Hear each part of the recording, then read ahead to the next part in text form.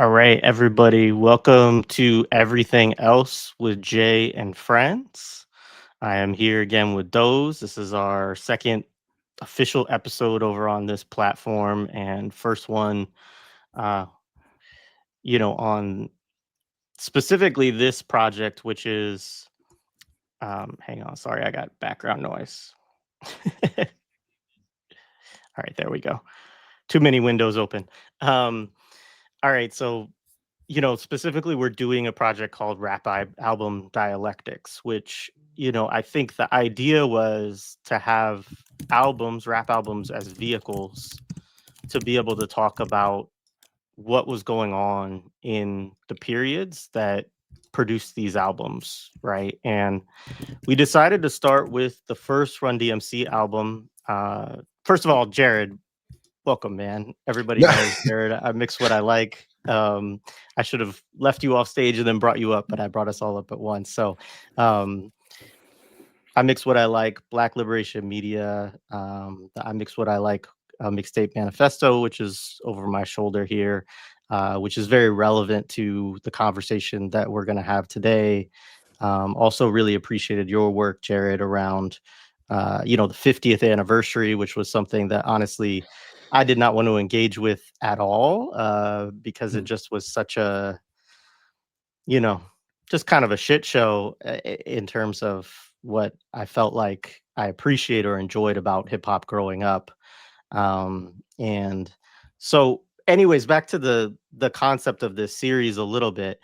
We wanted to use albums because this is the thing is most people know hip hop as just music at this point, right? They don't even think about it as a culture. They wouldn't be able to name like what are the four elements, or some say five now.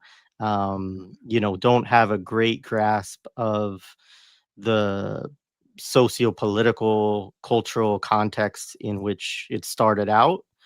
And so this particular album comes out in 1984, and the first single comes out in 83. And it's not the beginning, but I think that it gives a good vehicle to kind of talk about the beginning, both in terms of what it's doing and how it kind of paints itself in certain ways as kind of an authentic representation that maybe is different from some of the ways that hip hop is marketed or produced in the early years with primarily through Sugar Hill Records. Um, and also to talk about questions of co-optation and ownership and, infusion of capital and specific figures, particularly Russell Simmons, which is going to be really, not somebody that anybody necessarily really wants to talk about, but at the same time, you really can't talk about this era or even the 80s and 90s in general within hip hop and not talk about Russell Simmons because of the outsized role he has in the development of this from party music to to marketable albums and artists, right? And obviously, specifically for people who don't know, he's the brother of Joseph Simmons, who is from Run DMC, and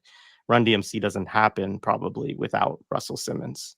And so, yeah, I just start there, but let me see. What is it? The first thing I think we had was kind of like just our own recollections of this music growing up, this specific album. And I think that what I would say for me is Mark and I are a little bit younger. And so, the 90s really was, and you know, context and place is really important for this. I grew up in Southern Oregon, and so we didn't have commercial rap radio, which, doesn't really get going anyway until later on from this period.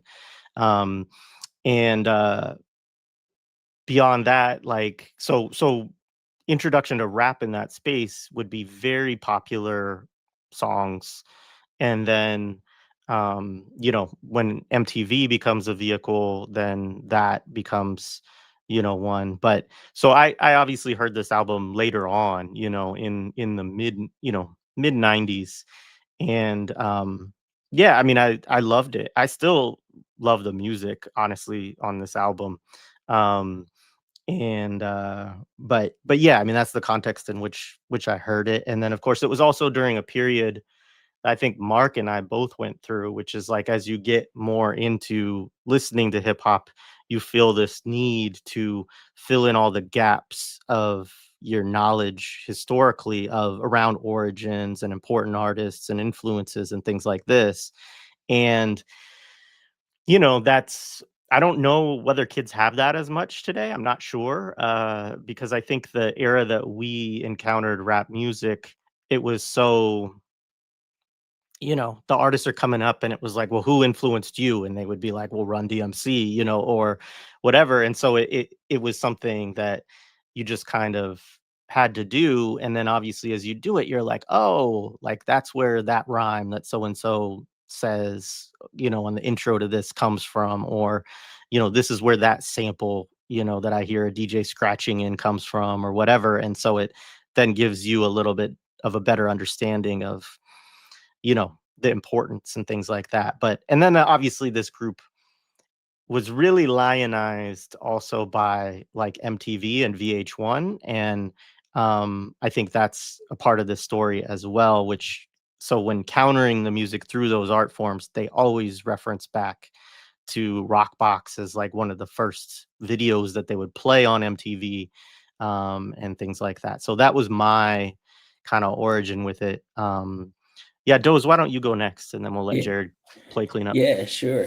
Um, yeah, similar. I mean, I grew up, in the Boston area, so we did have sort of some of this kind of mainstream radio pieces. I benefited from having an older sister and an older brother, um, who, I was late 80s. I remember kind of hearing some of these things as, little young pup, and just wanted they, they would do like dance routines or whatever, and it would just be like, oh, I want to be involved in some of that. And so, obviously the mainstream stuff with with Janet Jackson, Michael Jackson at that time, seeing those kind of videos, I remember. And then just sort of as they evolved their taste, it's just how I got introduced to a lot of that, of a lot of early hip hop for me.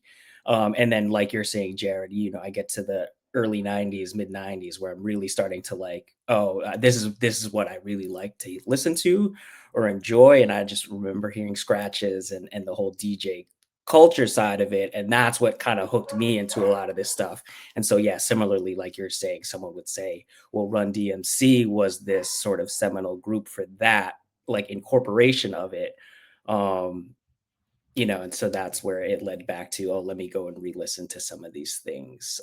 And of course, as I got older and watched more and trying to learn more. I mean, this is pre-tutorial days of trying to teach myself how to beat juggle or how to scratch. You would just listen to records over and over and just try and mimic it.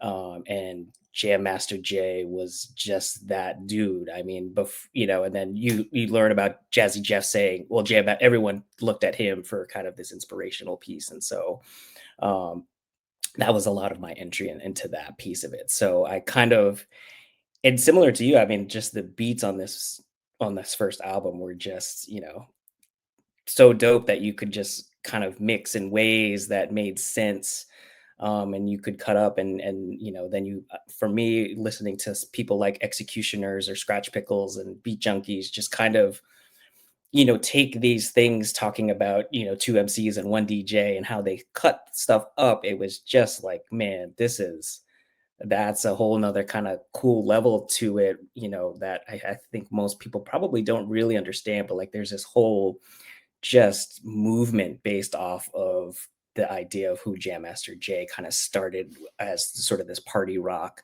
from the performance piece of Run DMC, how important he was, which again is just kind of another kind of side piece to that. I think gets a little bit lost. And then I think when doing some of the thinking about some of the stuff this week with the research, thinking about Larry Smith and just the production side of it, because that's where I kind of am in the space now with the production. It's just like, man, some of these machines and stuff that he was using. I know we'll get into that, but yeah, that was sort of my entree into it. And so for me as a DJ turntablist, that's where it always hit me. Yeah, go ahead, man. Yeah, no. So first of all, thanks for the invitation. This is great. And revisiting the album in preparation was uh it's like a kind of like been a reverberating experience. It's taken me way back, man.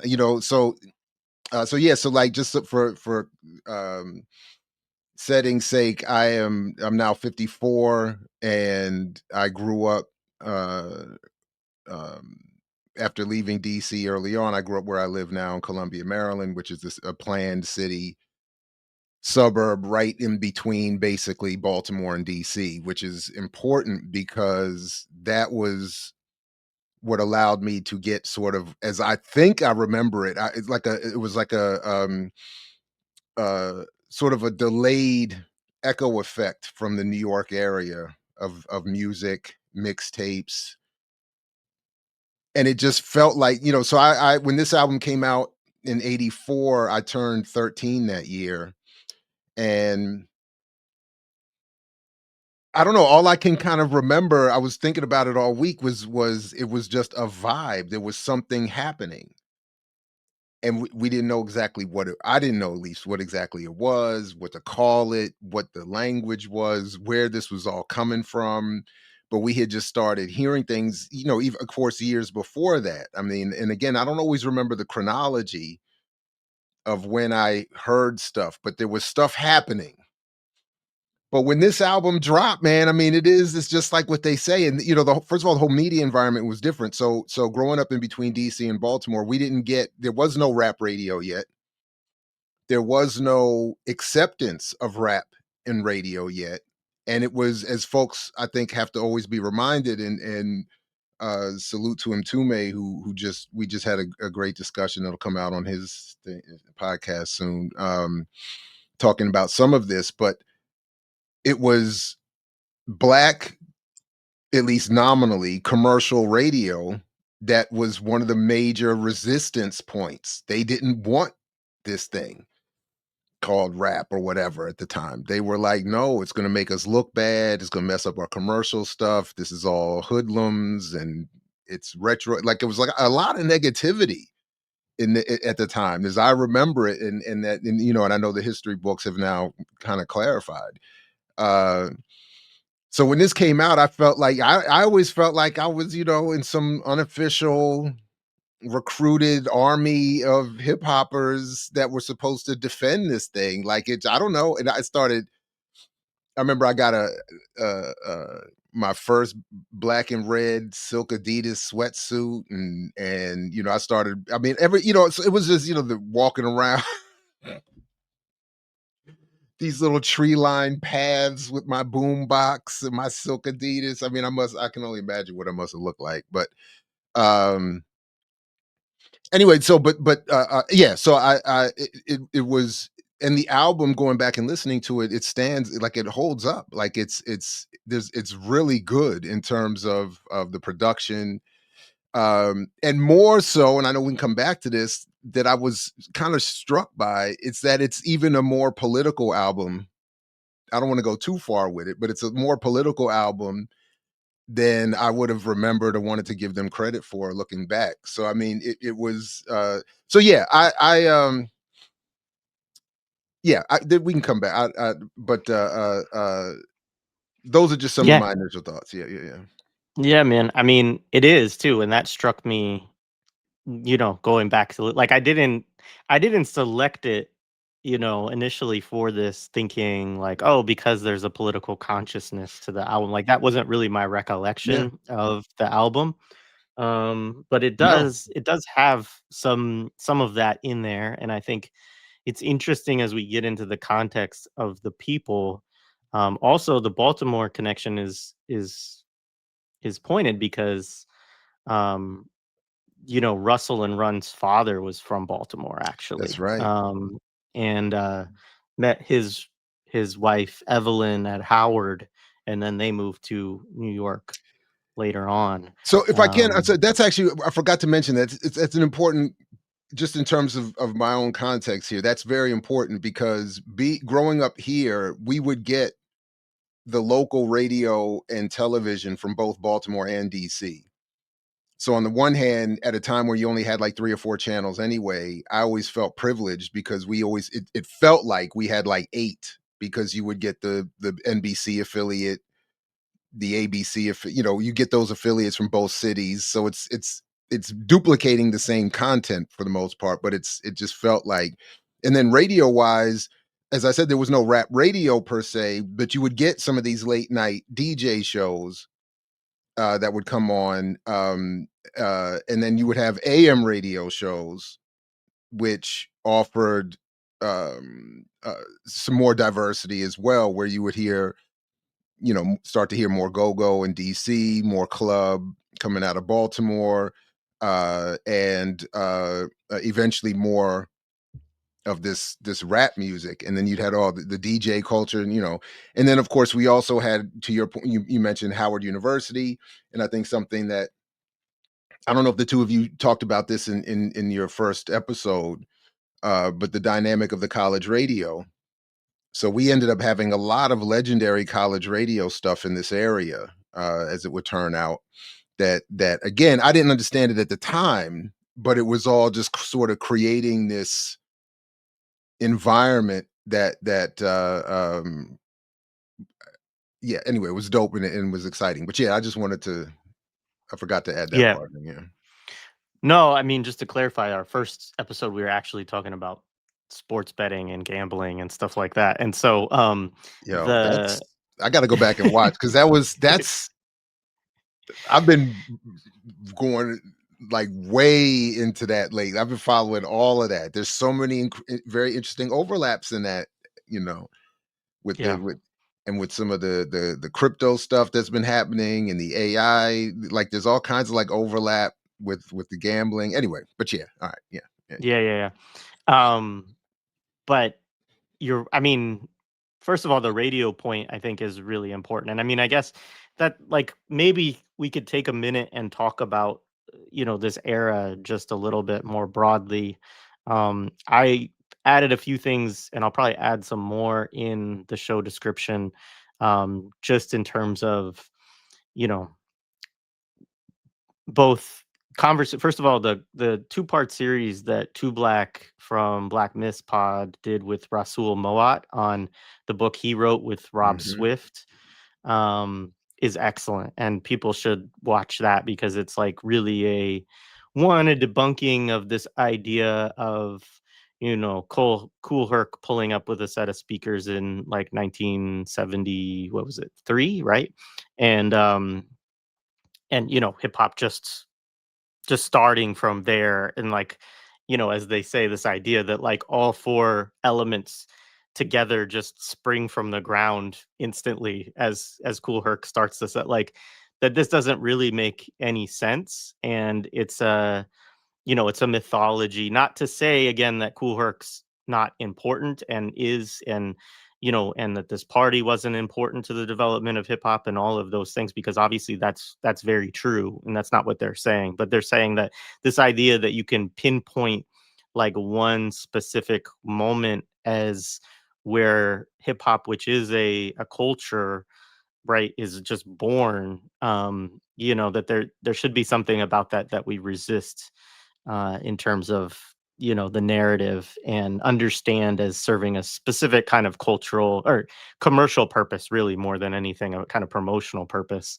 Um and they talk about a lot of stuff. They talk about, which, it's really interesting to think about, and I'm curious your ideas on this too, Jared, because if you think about 73, or as they put it, really 71, like, you're really talking about the prime era of like repression against the revolutionary movements of that period, particularly the Black Panther Party and the Young Lords as well, which is never apart.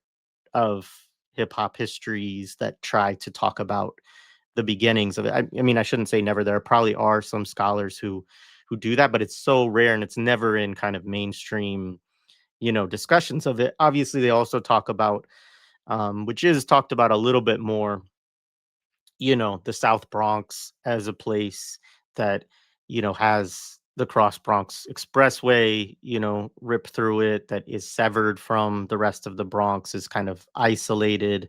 And all of the austerity stuff that's going on in the 1970s with, New York getting close to default basically, and, getting bailed out by the teachers' pension system, and, then being really put in this kind of, period of financialization and oversight, in terms of all that and all of the cutting back of a lot of the programs, which again was a part actually of, as I think about it, the kind of counterinsurgency against the left in New York in that period, really, and the gains that were made through the civil rights era, as well as, you know, the Black freedom struggle and struggles of groups like the Young Lords and others, right?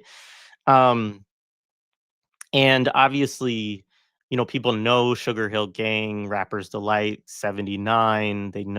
Most people know that a lot of those rhymes were stolen from Grandmaster Caz, the Cold Crush brothers. I did put several links to like old tapes of Cold Crush live shows and stuff like that, which Mm, is also is a group, unfortunately, that is basically lost to history because their music was never properly, I mean, one, they weren't a studio group, right? They right. were a live performing group, but they also didn't, there was never a proper translation of them into recorded rap. There are a couple of recordings.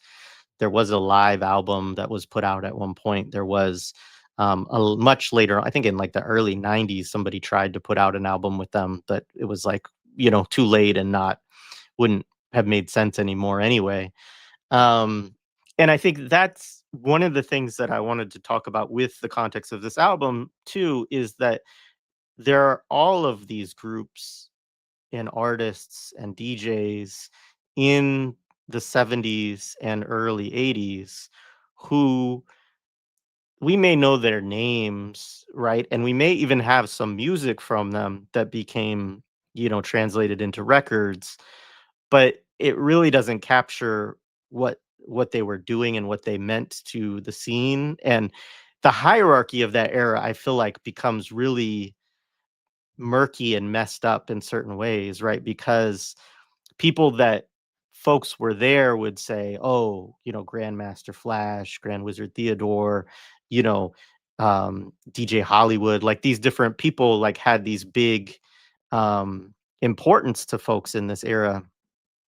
And those are not necessarily the people that when you go back and listen to rap music become the folks that people go back to, maybe the message from, Grandmaster Flash and Furious Five and Melly Mel, but there's a lot of artists, and like another one in particular for me, the Treacherous Three, in part because I worked with LA Sunshine for a couple of years actually, when I was working in Harlem, and you know, great guy, really nice guy, and there's just a lot of names and groups that are kind of lost. And Run DMC comes in, I think, very specifically to this history in really interesting ways that I thought would be kind of fun to talk about. But yeah, Jared, other things from that era you would want to add or share? No, I appreciate all of that. I think, and again, because it comes up every semester with my classes, students who are almost for me exclusively Black or African diaspora in background just don't know any of this history. It has not been institutionalized in any meaningful way. It's not and I think as some of us have been arguing for a while, it predictably has gone the way of every other narrative um, with any group, but particularly with Black people in this country. It becomes genrefied and designed to be marketable and palatable to predominantly white and affluent audiences. That's, as I understand it, and I've been debating what I should say about this, but so I won't I won't again sully your podcast with my pettiness, and I'll leave a name out. But I do think there's like this, that I've always thought of this as a signature um story in my life that makes this point that um it's so this is well over 20 years ago now, when Jeff Chang's book Can't Stop Won't Stop was, so actually maybe longer before that book actually came out. One of his peer groups type of writers who would later come out with their own series of I think very questionable in terms of their narrative and politics and framing books on hip hop, was on a phone call with me, and I don't even remember how we ended up on this call. So it was definitely off the record. It was definitely not, you know.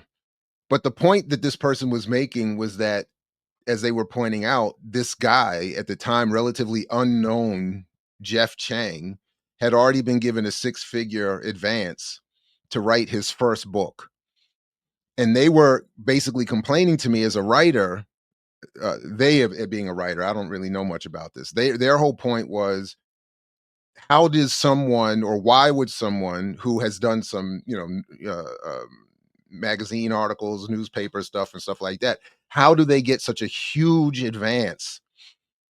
Getting an advance at all is somewhat difficult even then, but a six-figure advance to write their first book. And even this person who again is by no means where I think we are politically, was saying at the time that the point was to get someone who was a competent writer to start creating the narrative that would be marketable going on for generations.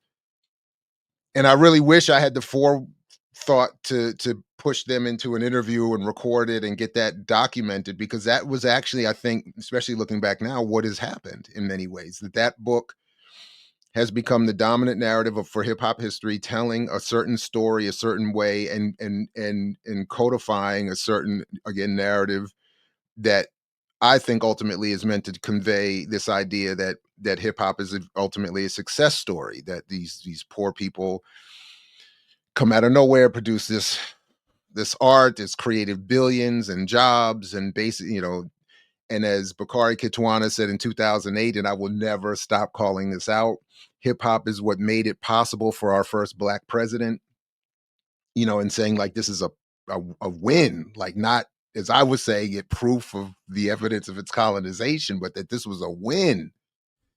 And but so that's in that narrative, to this day, and I just was reading a paper like a week or two ago, they're referencing these same exact books in creating their own new, quote unquote, new research on hip hop. So it has become the canon. It has become the standard for, that and associated books like it. And that's so what you describe a little bit and what you were saying is what we end up getting. We see the same parallel with civil rights and Black power and other forms of histories. We get the names, we get the celebrity, we get the superstar, and then so much of the context, the other names, the just gets left out. So I think you point out rightly that this is emerging as in the post COINTELPRO, to the extent that there is such a thing as post, and then defunding of schools.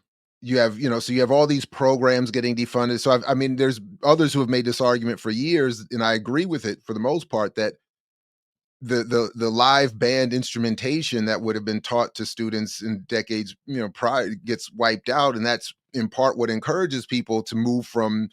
And that's why Jam Master Jay would be said the DJ is a band. He's I forgot the exact phrase, but they would call it, he's the first DJ that said it, first one that said a DJ could be a band, because they couldn't get bands anymore who had instruments and training and space to play, and so it's much easier to get one person on one turntable or one a drum machine and let them do their thing, as opposed to we got to get a horn section, a drummer, a bass player, a rhythm guitarist, a lead guitarist, a keyboardist. We got to, who's going to, nobody's doing it.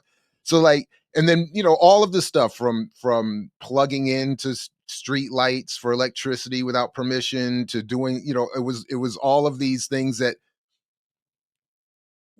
certainly my generation was encouraged, and I think rightly so, to see as this unconscious, beautiful sort of resistance and response to all that was going on in terms of you can't be here, you got no resources, no training. So people are just saying, well, we're going to gather, we're going to do our art, and we're going to create something new, and we're going to have fun.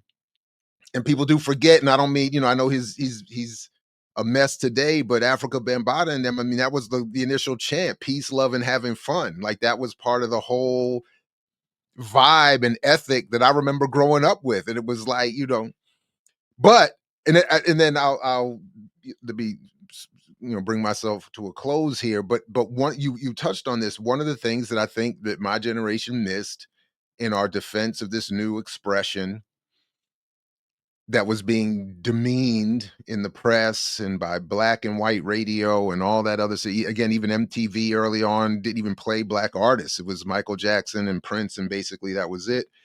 In our defense of it, we missed that context of what the music industry is, what media are meant to do in this society, what was happening with radio. This is still pre Telecommunications Act. So there was some more diversity in ownership, but really no difference in terms of ad dependence and ad revenue driving commercial radio. And therefore, we don't want to mess up our ad revenue by having these young black thug rappers. We want to do the R&B and the blues and the top 40. But we missed, and then we missed all the contracts. So to your point, about Sugar Hill, I mean, Sylvia Robinson, even as a black woman, is in many ways, I think we would have to say, guilty of bringing the colonial relationships of the industry to bear, right? And then she takes advantage of that and creates this concoction. I mean, to this day, I remember where I was in my friend's kitchen on a small little turntable where he put the record on for the first time when I heard the Sugar Hill for the first time. And I was like, what the?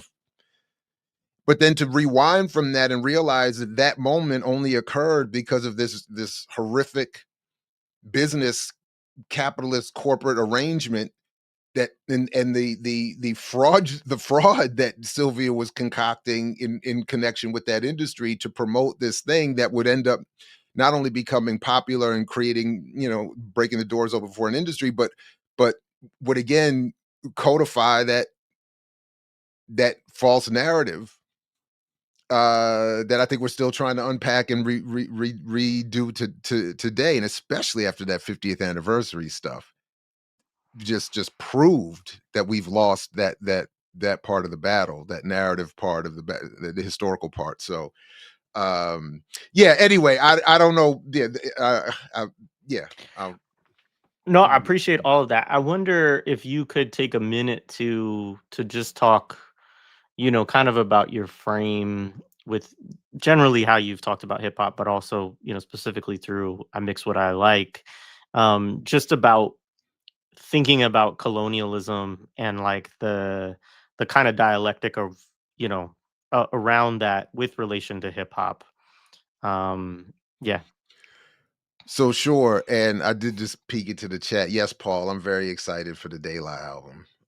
Always for Daylight albums, but the short of it is, I just, my argument has really always been that what we call hip hop and its initial four elements and this cultural expression is not itself some separate and distinct culture, and this has caused me, some unfortunate loss of friends and cliques and whatnot. I don't think hip hop is its own separate culture. I think it's a cultural expression of a colonized African descended population.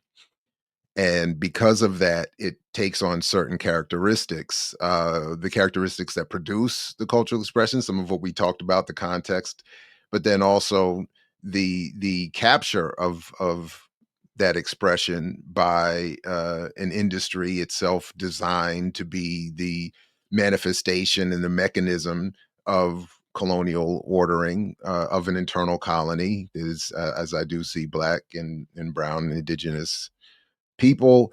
um, and then so what ends up happening is whatever those communities produce is mined and extracted and commodified and marketed and reproduced, as Fanon said, to testify against the population that produced it. And then being a fan, I never, and I admit, again, in my post midlife crisis, hearing Doze talk a little bit about you become, how you went into your path to become a DJ. I always kind of regret that I never took my initial fascination with the turntables and made anything of it. But um, but I always had a fascination, kind of like with drums, with the DJ role, playing what I always saw as the drummer's role, and then the mixtape. I just was like, when mixtape started sort of trickling down, and then I would eventually start going to New York, sometimes specifically only to go to mixtapes and find them on the corner at the barber shops or the, I don't know. It was like it almost felt like looking for porn or drugs at the time. I mean, it was not legal. It was not, I watched sometimes cops chase kids. Like I've seen, like it was wild, like, but that sort of is what my fandom of mixtapes, and then seeing how they play in the socio-political economy of the country, I was like, that became where I started looking at it, how the mixtape could reveal not only a more appropriate history, but the actual context that would explain what's happening. And I think, unfortunately, correctly predicted where we are today. um and ultimately, to say that the popular form of the expression is manipulated and reframed to be a form that will satisfy the needs of a ruling elite and a marketplace and the billionaire owners of the industry, um, and meant to mask the reproduction of the conditions that produce the art in the first place. Which is why I think, just yesterday, as we're interviewing with Renee on, on Saturdays with Renee, Andre Easton, who's running for, I forget the arrangements of the seats there, but he's running for a political office as a PSL candidate in the Bronx. And he's talking about, as we're saying, like, the place that is supposed to have produced all of this wondrous change is still among, if not the poorest congressional districts in the country. So it's like, if just to overly simplify, how this has not been some revolutionary adjustment these last 50 years on the conditions of the people, after producing all of this popularity and fame and wealth and all of this for a handful of people, the broader communities are no better off, if not, in fact, worse off in some cases. So that's really been how I've approached it. And then, of course, part of what I've noted over the years has become the problem is that a lot of the popular hip hop scholarship and the narrative has been, I think, uh, largely fraudulent in concocting this story of that's more or less one of success and hope. And I don't, so it just revisiting this album, I'm like, it was kind of, it was great, but in some ways even sad. Because I'm like, the first song is Hard Times, about increasing, Reagan-esque era nightmare life. And here we are 50 years later, however, 40 years later, whatever, and it's this. And then people are telling me we should be celebratory and that my generation should be taking victory laps. And then just the other day, did you all see Eric Sermon hugged up with Leor Cohen talking about he's going to be working with Leor's new AI initiative with Google Music? I mean, oh my God, man, this is such a total nightmare collapse.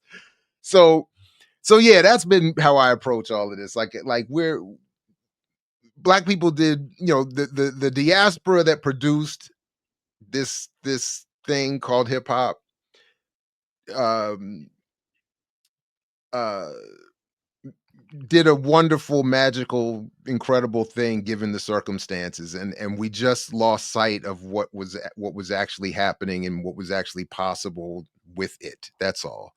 And so I don't mean any disrespect to what I love, but or to and I don't mean to suggest that kids should have been able to figure this out. I mean, because that's largely what was going on. The people that I was looking up to as the old heads were in their early 20s at the most. You know, um, how are they supposed to have figured all this out? You know what I mean? So, but yeah, uh, Yeah. Doze, did you have anything else on that section? No, it's sort of I mean, you guys are way more well-read and scholarly about a lot of this than I am on it. But I just from the Russell Simmons of it all. I mean, Jerry, you talk about like the sort of the narrative piece and what gets told now. I feel like when I was trying to find some things this past week about the 40th anniversary of this album and things like that, there was a lot of this talk about, well, this was the first album that it provided the blueprint for a rap or hip hop album kind of a thing, where you have the bragging song, the one DJ song, and then one or two about what the commentary was in the communities, that kind of a piece, and like this should be the way it goes a lot moving forward. And it just makes me think about how sort of Russell Simmons sort of encouraged these pieces about it all, but then how he kind of jumped from artist to artist during that time, and what that even looked like, and how we kind of then consume it, right, and how it becomes this sort of business piece of it. But yeah, I agree with you. Like the 50th stuff is just wild, and where we are now, a lot of these things, this AI stuff. I mean, that's a bummer about Eric Sermon, but Timbaland did the same thing. He had some weird artist that he's promoting. Someone just put in the chat, Large Professor, like that to me is like, that is breaking oh my heart man. too. I'm like, I'm waiting for Paul to say he's lying. Yeah. So it's just kind of a wild place that we've come. But and then I think someone else, maybe it was Paul in the chat too, but it's this idea of going from sort of this community piece of it, and it being part of what was started from it, to go into this individualized nature, and just that change is just sort of a bummer, just because like as an art form, it's like the rhythms and music of it all is just still so dope. And then like again, as a DJ, I think about that whole piece of turntablism and where that has gone and how that looks, and still like checking up on break dancers. I mean, the Olympics is probably not the space for that, but the fact that there's still a lot of Just huge remember that competitions Australian lady. yeah, just the fact that there's still like huge competitions that go on for that is still kind of dope. And to see those kinds of pieces of it, it's like, man, I wish we had pushed a lot of that stuff a little bit more, as well as part of this piece of it. But yeah, just the capitalism piece of it is just, man, it's such a disappointment. It's so sad of it all. But that was my only contribution on that front for it. No, that's good. It takes me kind of where I want to go next, which is I want to talk about all the people who are involved here and like what kind of were they all doing in this era. And spent the last week, I mean, this is not deep dive research, but I did try to do as much as I could over the last week. And Russell Simmons is really important. And I even went and watched, which I actually hadn't sat through the whole thing before, the On the Record documentary, which is just a brutal watch. I mean, to watch all of these women recount stories where he sexually assaulted and in numerous cases raped them allegedly. And so I'll just say that, like, up front, there's over 20 sexual assault allegations against Russell Simmons going back to the 80s, and that he doesn't live permanently in the US anymore. He lives primarily in Bali, which a lot of people felt was to try to circumvent, he claims, oh, I come back to the US all the time. He has settled a number of these civil, like settlements around them, basically.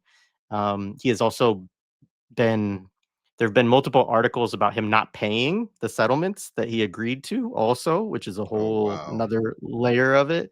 Um, and I want to include that up front because I think it's not really, in my view, probably like a side note to who he is. I mean, I think this is like that Russell Simmons kind of stepped into this world of like, how can I exploit certain things to my own advantage and, you know, become a more powerful figure and abuse with always the intention of abusing that power in certain ways, right?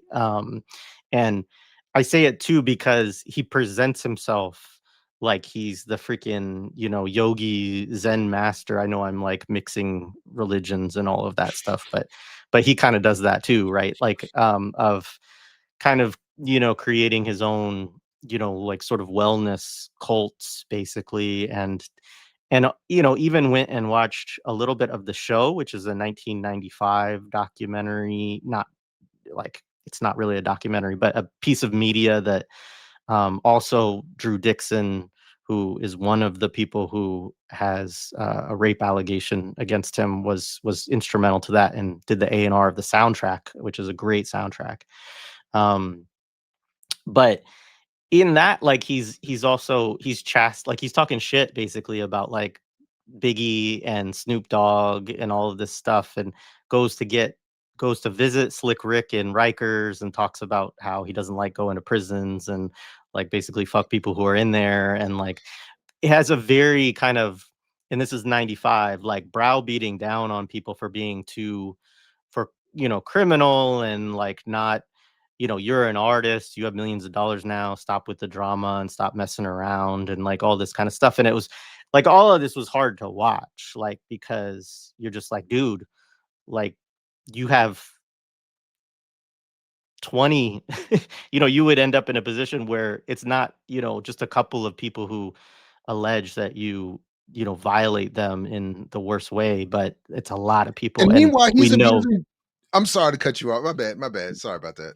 No, you can jump in, but I mean, I would just say quickly before you do, like, that that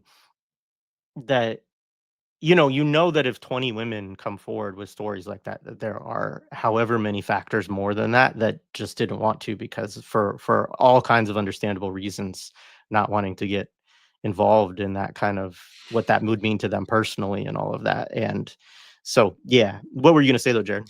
My bad. Yeah, and that's an important point, and I admit I assume that too. That if there's 20 on the record, there's at least 20 more off the record. And but I was just going to say that he's also, as all this is going on in the 90s and the 80s, he's also and far be it from me to throw this at anybody, but he's also wildly abusing at the time illegal drugs, from well, obviously weed, but cocaine and beyond. Like he was out there, he was so this idea that everybody should be on their p's and q's because they're rich now, and is and then he should also know how rich they weren't, given the contract relationships and what the real numbers look like at the end of the day for most of these artists, even the more famous ones. So he should have, so all of that. But I do remember that this is, the only thing of his that I ever read was I think it was his first autobiography in maybe the late 90s, early 2000s. I can't remember the title now, but the one scene I remember him telling in that book is being on some private jet with Warren Buffett and all these white billionaires, and they're talking about um and he's talking about how they're saying to him, "Oh, Russell, you're so, famous and you're a celebrity." And his whole point was he was lamenting that he was the poorest one on that plane.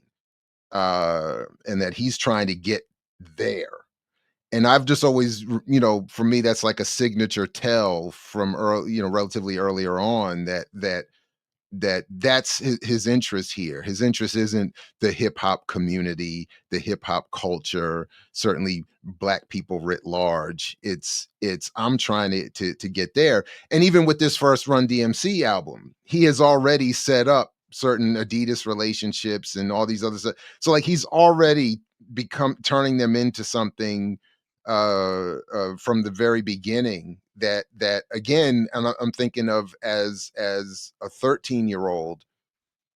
There's no way for me to know, like I don't expect them in their 20s to understand what was happening, but there's no way for me to know that I'm being invited in to this corporate commercial relationship, that the Adidas sweatsuit I'm going to buy is exactly the point, or part of exactly the point to and we're talking about, again, I think it's important, like this was this was like relatively controversial in my house. Like we didn't have money like that, so it's like, that was I believe at the time, I want to say it was over $100 for that sweatsuit, because it was like a thing. Like I had to like go through some things with my mother to like, give up future gifts and argue. I'd make arguments and promises and beg, and like it was like a thing. It wasn't like just go get it. And but it was like, but that again, that was part of the point. And then to bring me into this hip hop world, to bring me in unconsciously into this fight to defend this cultural expression over the next decade, that would allow for the colonial takeover to happen without us recognizing it, or to not recognize that it had already happened, I should say. Yeah. So, yeah. Yeah, no, appreciate all that. I mean, so just back on these folks for just a second. So I wanted to put that up front, but like, so Russell's a party promoter. Like, this is where he gets his Right. start, right? And I think one of the things that was interesting in doing the research on this group is that all of the members, right? I couldn't find as much information about Larry Smith, who's actually the producer and the least recognized of all the people who are involved in the Yeah. first two Run DMC albums, but probably in many ways the most talented. But Russell, but anyways, all of them, they're all from two-parent families. The families own their homes in Queens. Um, I know that for sure with the Simmonses. I don't know whether Jam Master Jay and Darryl, McDaniels, DMC, whether their families own their homes, just because it wasn't stated in the thing that I read, but I believe that's the case. All of them have two-income families, right? So also, some of the jobs that they would do, like nurse, and then nursing coordinator, teacher, um, uh, the Simmons father, he's involved a little bit in like labor slash civil rights struggles out in Queens. Their older brother uh, used to get on the PA system in high school and read quotes from Chairman Mao in between playing Jimi Oh, Hendrix lyrics wow. and stuff like that. And so there's an interesting kind of cauldron of Yeah. politicization and stuff that in the family a little bit too, which is probably, I think, where we get some of the kind of social commentary that exists within the album. Um, but and I don't say all that like, there are other jobs. I think the Simmons parents, one of them works for Parks and Rec as like a recreation director for, I think, the Queens area, but within the New York City park system, attendance coordinator. So it's not like these people are rich. I want to be clear. That's not what I'm trying to say. Just saying, like, firmly kind of black middle class that you're talking Right, about they're with just these not the hood families. fantasy that we're always.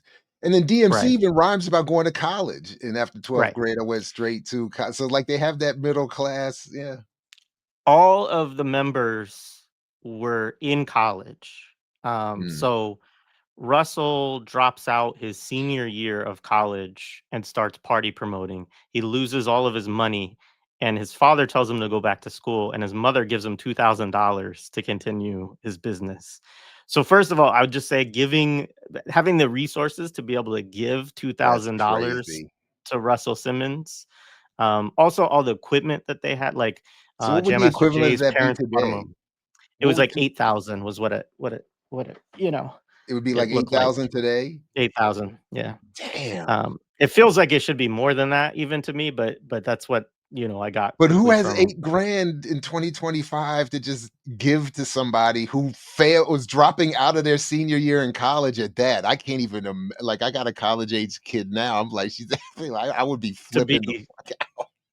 yeah, to sell weed and to Yeah. promote college parties, Dad, I'm about to basically. drop out to party promote. Give me 8 grand. Are you Right. So I just say that to say like they, I mean, I think this is part of the context of the South Bronx and of hip hop in that period too, is that even as like Russell Mowat talks about in that conversation with Two Black, Yeah. it did create the conditions where people came in from all over the city where they previously could not because it wasn't, Mm, you know, the street organizations and whatnot would not have allowed people to cross boundaries and to go party in different neighborhoods and that kind of stuff. And it was part of a context of a kind of truce that, happened in this mm, period, right? Um, and so, Russell comes in and he's a party promoter, and quickly as there becomes an interest in signing acts, or getting deals, he figures out a lane and becomes, a manager very early on. And the first act that is really important that he manages is Curtis Blow. mm. And Run actually starts as a DJ and then kind of a That's right. sidekick, the son of Curtis Blow, as a teenager. He's like 13 years old or something like that when he's doing this. And that's kind of like the big foot in the door.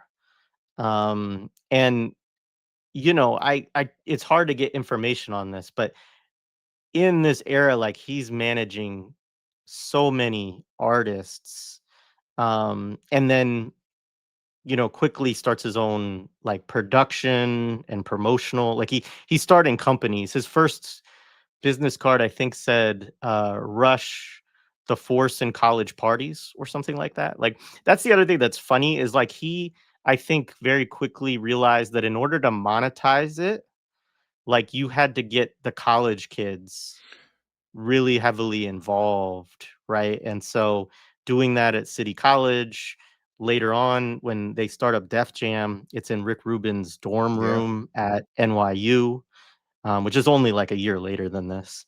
Um, and so like that's he's the most important of the figures in terms of getting them access and being able to have the resources to be able to also when they cut it's like that as a 12-inch. Green Street fronts them the full studio cost on the strength of Russell's like Mm. relationship with them at the time, as well as they had heard like a little bit of the demo, that attic demo that they had made at Larry Smith's place, I think it was. But so I just wanted to give some of that, kind of context as well. Again, not to, I come from a family with similar, I had two teachers as parents and all of that. And it's just true. Part of it is the thing is like this stuff costs money. And I think that's the thing, like to be able to get to a place, especially in the 80s, but even, in the 90s and stuff like that, when we were doing stuff, you had to have equipment. You had to have um you can't just even if you're just going to the studio, time costs money, like all of it. So And big family, bulky equipment, not yeah, a laptop and whatever else, like crates of stuff. yeah, yeah. Yeah, yeah, it's a lot. Yeah. So I don't know if either of you had any other points on that. Here's a quote from Run. So one of the books I did read for this was Tougher Than Leather, which is written by Bill Adler, who's their publicist, right? So it's Mhm. like it also should be clear that like so much of what we have on all of these people is written PR. as PR. Right. So it's like you can't necessarily take all of this at face value. When I'm referencing things, predominantly I'm referencing things that are written by them, or with their approval, essentially, about their own backgrounds and circumstances and so on. But Run had a quote to Adler in that book where he says, "The worst thing that ever happened to me as a kid was that gym class would run out of time and I couldn't play my basketball game. Oh, yeah, I couldn't bring my radio to school neither. But that was it. No way was I brainwashed or hurt by being black. It's not like I never had any money. I always had money." And so that's Joseph Simmons, that's Run. And I just shared that again to sort of say, like, they come into that scene, in the South Bronx and in, Uptown and stuff in the early 80s, um, wanting to be a part of it very clearly. Like they loved, it's not like they didn't love hip hop or that they didn't want to be, MCs or any of that kind of stuff. And I think, we could talk about Curtis Blow, but, he is more of like, I'm not sure that he wanted it as much as he was just like, "Oh, I could make money doing this." And Russell was like, he was also Russell's friend, right? I think classmate, and not as talented, and so yeah, so that's I just wanted to kind of situate who these people were a little bit as we talk about the history there. Yeah, no, I think that's important. A good bit of Um, reminding work too. so do you guys want to talk about any more about the kind of the co-optation? Or I mean, I think one of the things about this album, maybe as we move into talking about the album a little bit, is that it's presented as kind of the first pure hip hop expression in certain ways. Like they market it very much as like this was the b-boy energy that was authentic to what hip hop actually was, and they very much do this to counterpose it to um actually other acts that Russell, like Houdini was was one of Russell's acts as well. Right, right. Um, but I think Run in particular really gets credited, and DMC, like both of them get credited as they really didn't like a lot of the kind of disco inflected or R&B inflected. And that was kind of the context when you go back to those earlier albums. I think they're sort of right. Their argument is like these are R&B or disco albums that have rapping on them. Hmm. And I think it's hard because it's always like there was both. Like as a part of the party culture, like that disco element and those disco bass lines and all of that, um, were central to it. It's also kind of the issue of sampling in that period, is that they don't yet have the technology or the sample time to really reproduce that kind of stuff. And so this album becomes basically a drum machine album in a lot of ways, with like maybe some live guitar played alongside and some things like that. Um, and Larry Smith, I should say, was also the bass player for Orange Crush, which was a band that was Mm, also, um, which is where Crush Groove and all that stuff comes in. It was mm. also a band that Russell promoted. And he has a whole other background as a musician. Like he was a serious musician. He was a session musician. He toured with groups, performed with groups for a little while. And so he really creates the sound. But like one of the things that they're credited with, which I think is real, is that it's a very stripped down aesthetic versus what came before, right? So it's not a lot of instrumentation, not there's a lot of space for the rap to actually like take kind of center stage, as opposed to being another thing that's going on a record with a lot of things going on.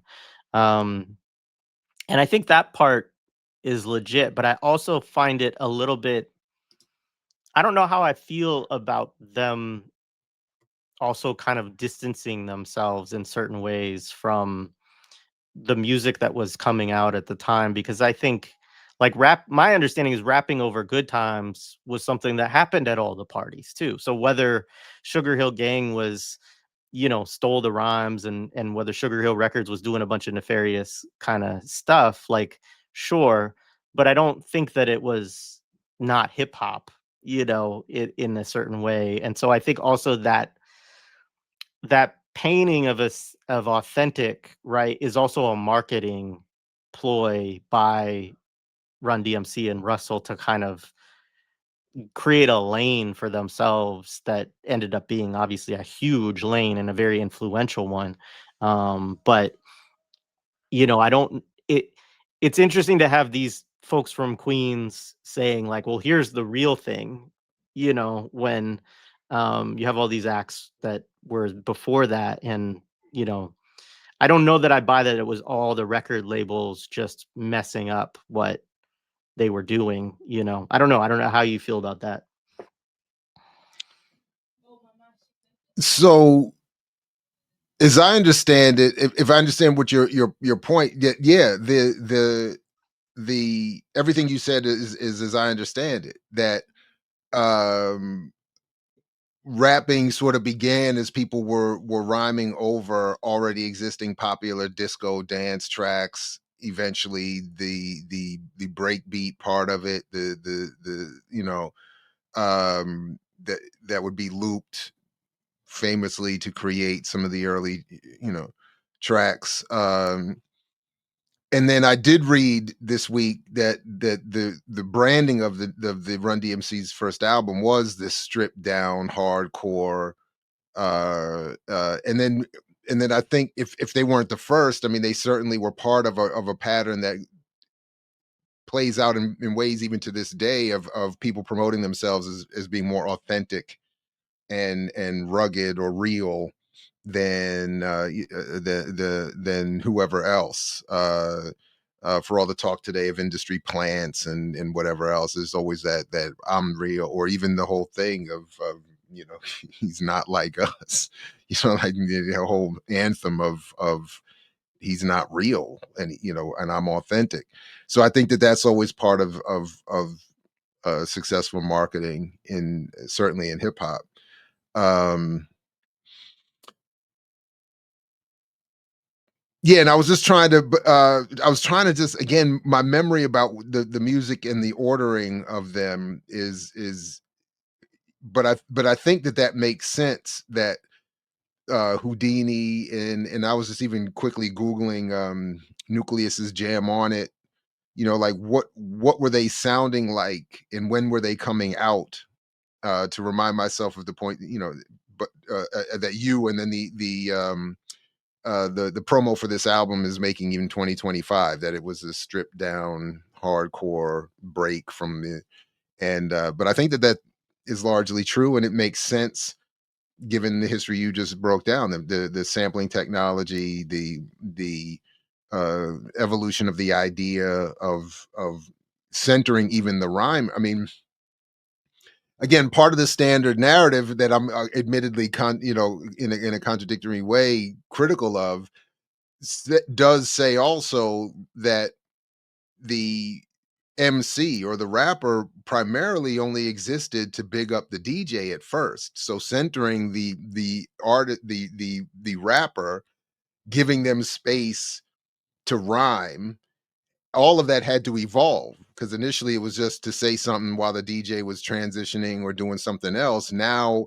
as they start to become more of a feature, and of course the industry would want that because it's easier to market, get everything down to 3.5 minute tracks with a hook and this, that, and the third for mark, and all. It's easier to do that than it is a DJ routine or a dance set or a graffiti, art piece.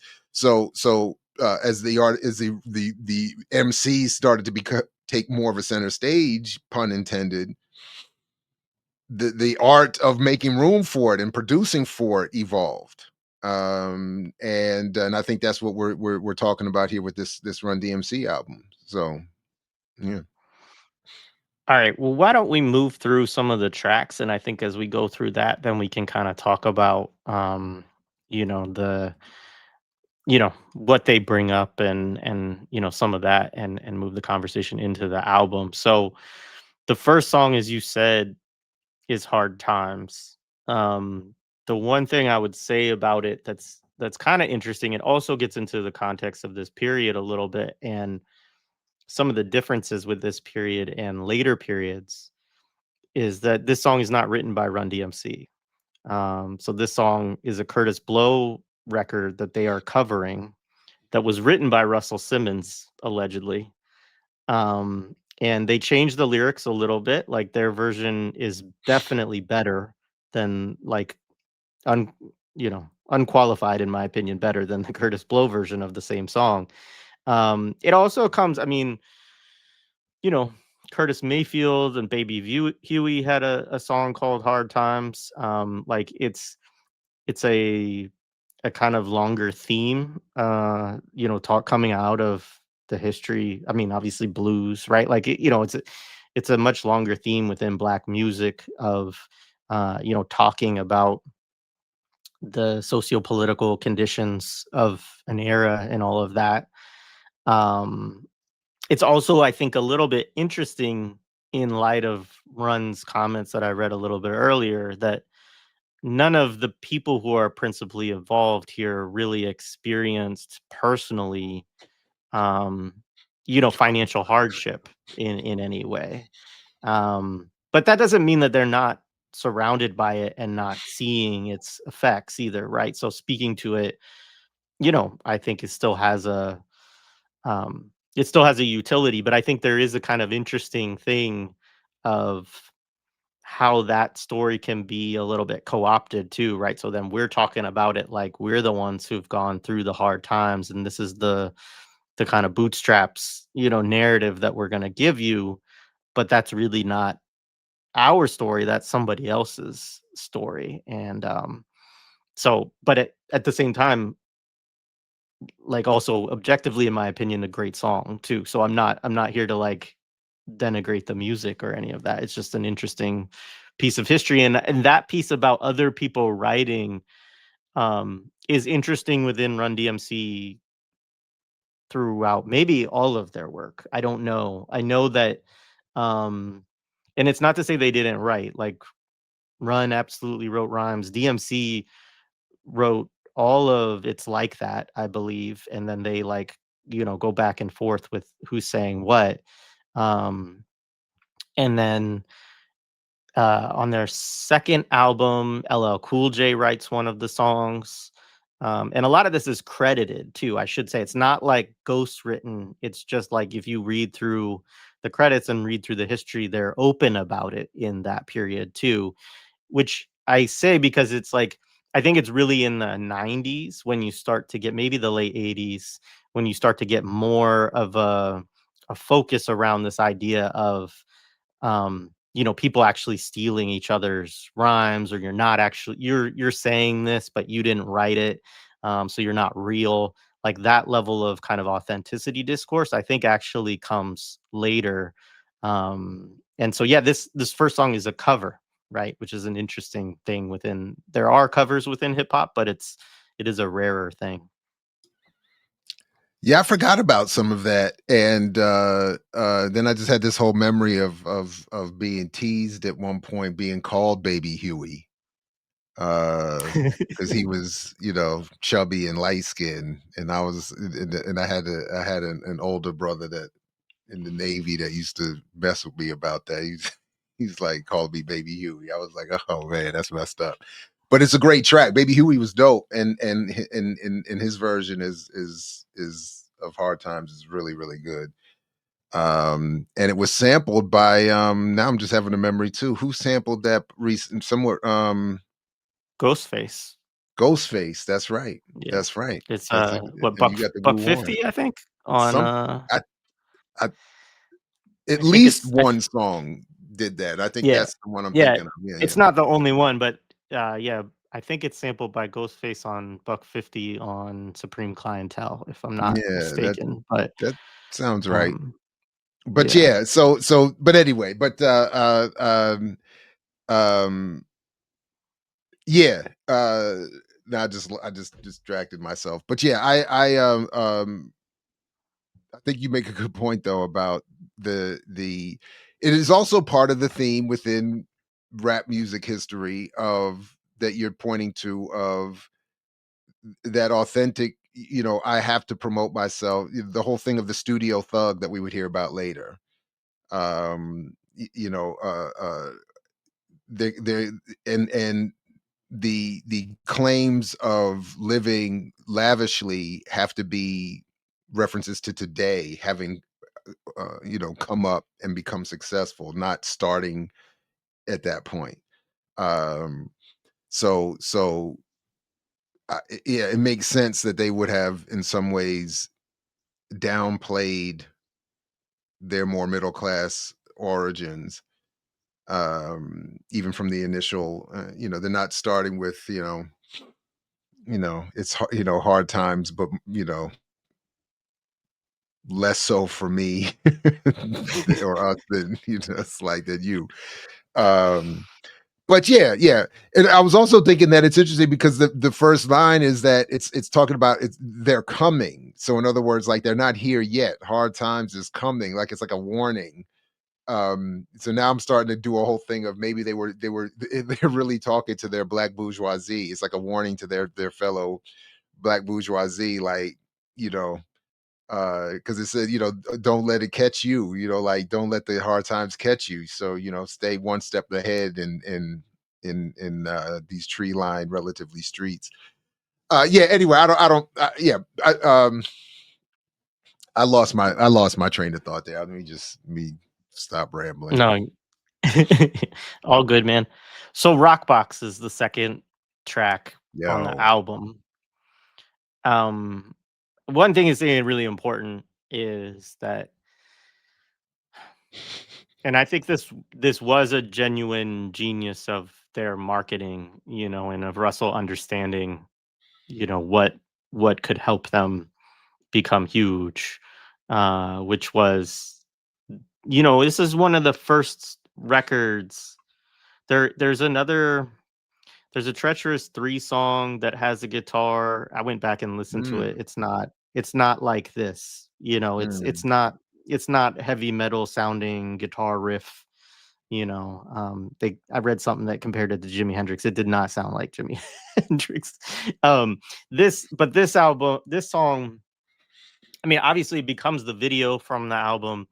It gets onto MTV, and I think a a clear understanding from them that, you know, if they could tap into the white rock and roll audience, that was a huge potential coup and would take them out of just being a kind of New York City party, act. And it did. I mean, we should actually talk about the singles that come out first, because it's like that Sucker MCs is their first single, which maybe we should actually. But anyways, Rockbox second album on the track is huge But in did those terms songs of. get the video though? Did they get No, video? Yeah, that's what, no. yeah. And we should remind folks that at that time, the video was the thing. Like this was, if not fully by then, it was becoming, that was the marketing goal at the, if you didn't have a video, if you didn't get an MTV or at least Video Music Box or whatever, you were not, it wasn't considered, I think, headed for success. So I think you make a good point that that's the video, that's the track that was targeted and set up to be marketable. And I remember loving it. For whatever it's worth. I mean, I don't know to whatever extent I was the exact target audience at that point, but I loved it. And in revisiting it for today, I was like, I still love it. Admittedly though, not as much as it's not my favorite song on the album, which I think it was at the time. Nowadays it probably, I don't know, Sucker MCs, I don't know, when we'll come back, I don't know, but it wouldn't be my favorite song on the album now. But at the time it probably was. Yeah. It was for me when I heard the album for the first. Like it's the one I remember most. You know, when I had it on CD, like having my CD player on repeat for that Oh for that man. song. You know, um, So my bad. I'm looking at the video now. Like I know we can't play it, but like I should have watched it again before. I only listened to it. This is super white middle class audience targeting. The video is like a complete. They even got Jam Master Jay winking at a little white boy.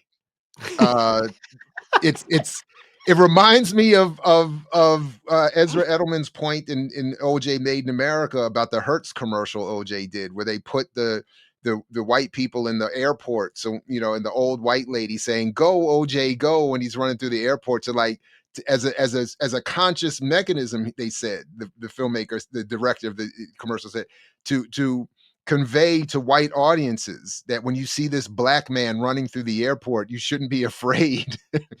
you should. So, and this video is doing that. And I do remember that was what I did remember. The brother who they at least portray as playing the lead guitar in the video has that Jerry curl, real corny. Because I remember even thinking this as a kid. He's looking like this real soft, corny Jerry curl. And then you see all the 80s, the white girls and all like this is oh wow, this video. Yeah, they really we got. We got. So yeah, I if I don't know what you want to do here, but I would encourage people to as they come up on this section of this video, pull up the Rockbox video and just look at it and even without the sound, I think it's even more telling. Yeah. This is crazy. This video is Somebody crazy. asked, and I remember the video, but I don't remember this part. Is there an art museum scene in the beginning, or is that rock? Is that King of Rock? That's No, my fault. there's like a yeah, it's got like it's not an art museum. It's like a white guy who's Yeah, giving this talk in a suit, and then they pull up in a car to a show. yeah, yeah. So yeah, And I it's don't mostly black and white, right? And it all comes black and white, through in yep. like the screen. Yeah, yeah, yeah, yeah. Yeah. And the first I one of the mean, first shots you get is that smiling little white kid.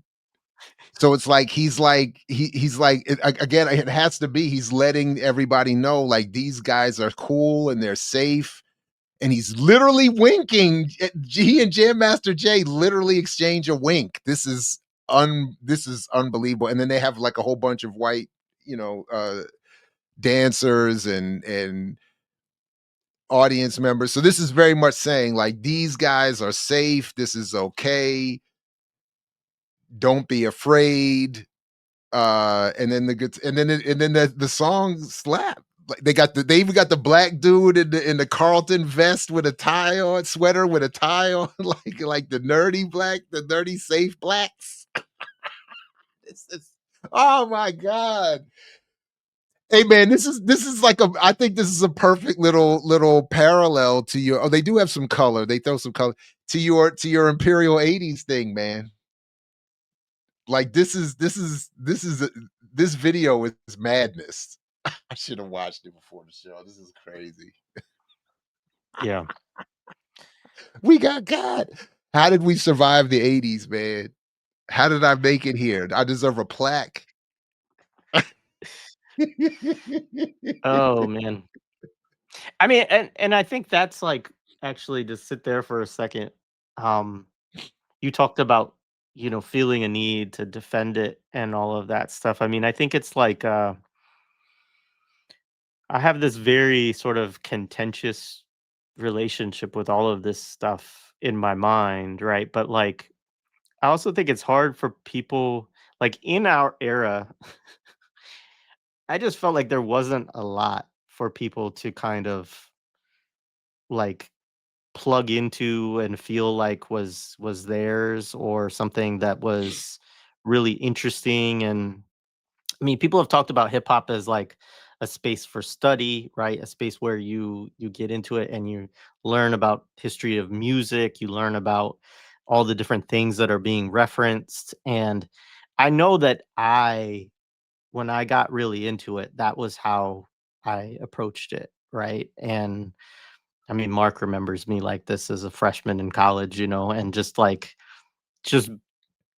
that was the thing that I delved into. And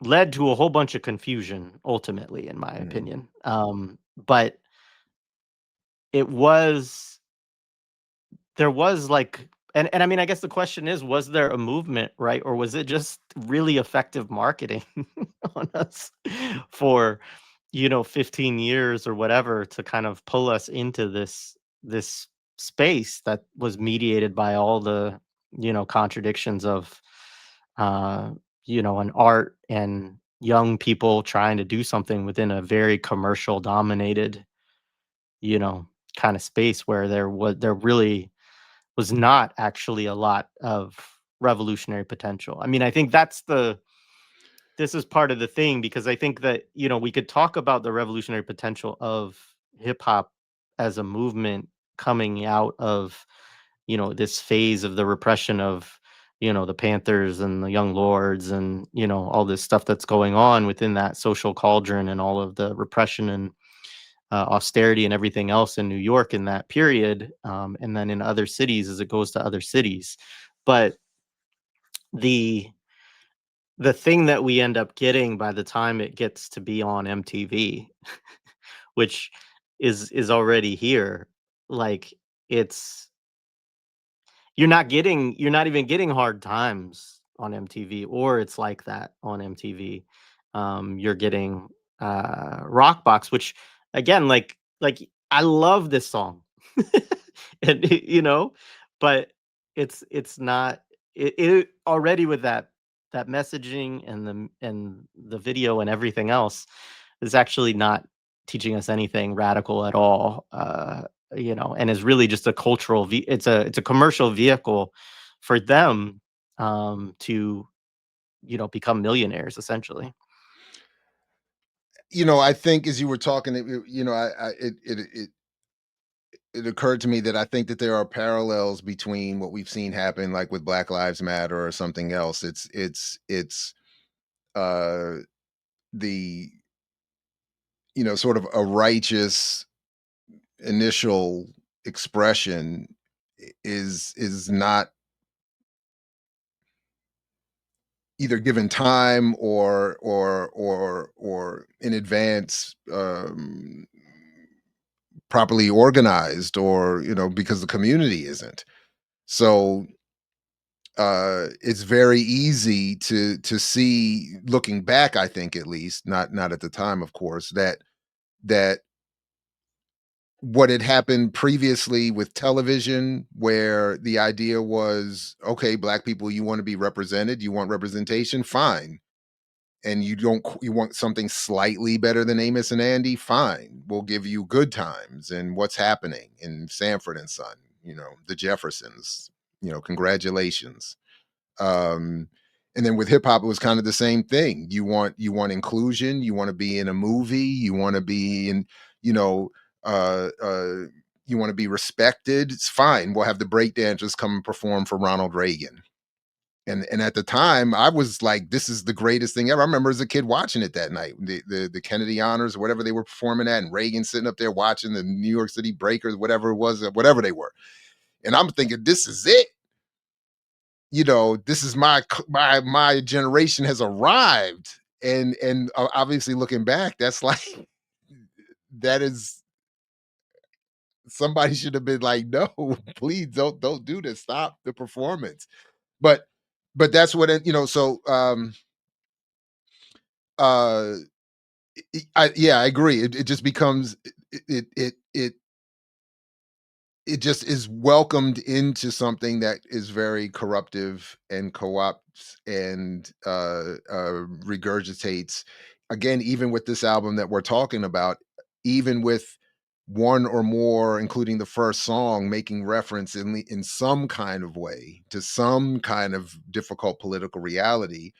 The song that's most heavily promoted is this rock box thing, and it was great. And then again, if you watch, I'm looking at it in the end of the video, they're literally like high-fiving with that white boy. It's like he's the one, like they're showing you at the end, like he's walking off, like almost like they've won a game, like like they're carrying him off the field. It's like it's so that in no way does that is that song meant to introduce you to a group that's talking about the difficult realities of a community, blah blah blah blah blah. It's to say no, these are cool. This is great. We're back on track with white America loving what black people produce and mimicking it, and I think in this way it makes sense that it's a rock and roll based song because it signifies what they've already done with rock and roll. Now it's like we're going to use that again to get you with rap. And but at the time, man, it was great. I mean, I was and it was, and I think it's an important lesson to be taught to today's in successive generations that was we did, and I know I did, certainly felt like this was signifying that the world was going to get better and we were going to win, and we were going to force the world to reconcile with this new black and brown art, and and nobody can stop us, and at this and we didn't realize, no, they're not trying to stop it. They're going to take it and make use of it. But we did yeah. So, oh man, that video, oh man, that was crazy. Just watching that just now is crazy. It's crazy. So, is uh anything you want to say about these first couple songs or whatever, Uh, I or just wait? I Yeah, will everything. just from a musical standpoint or just interest standpoint, Rockbox I think for me is my favorite track on this album.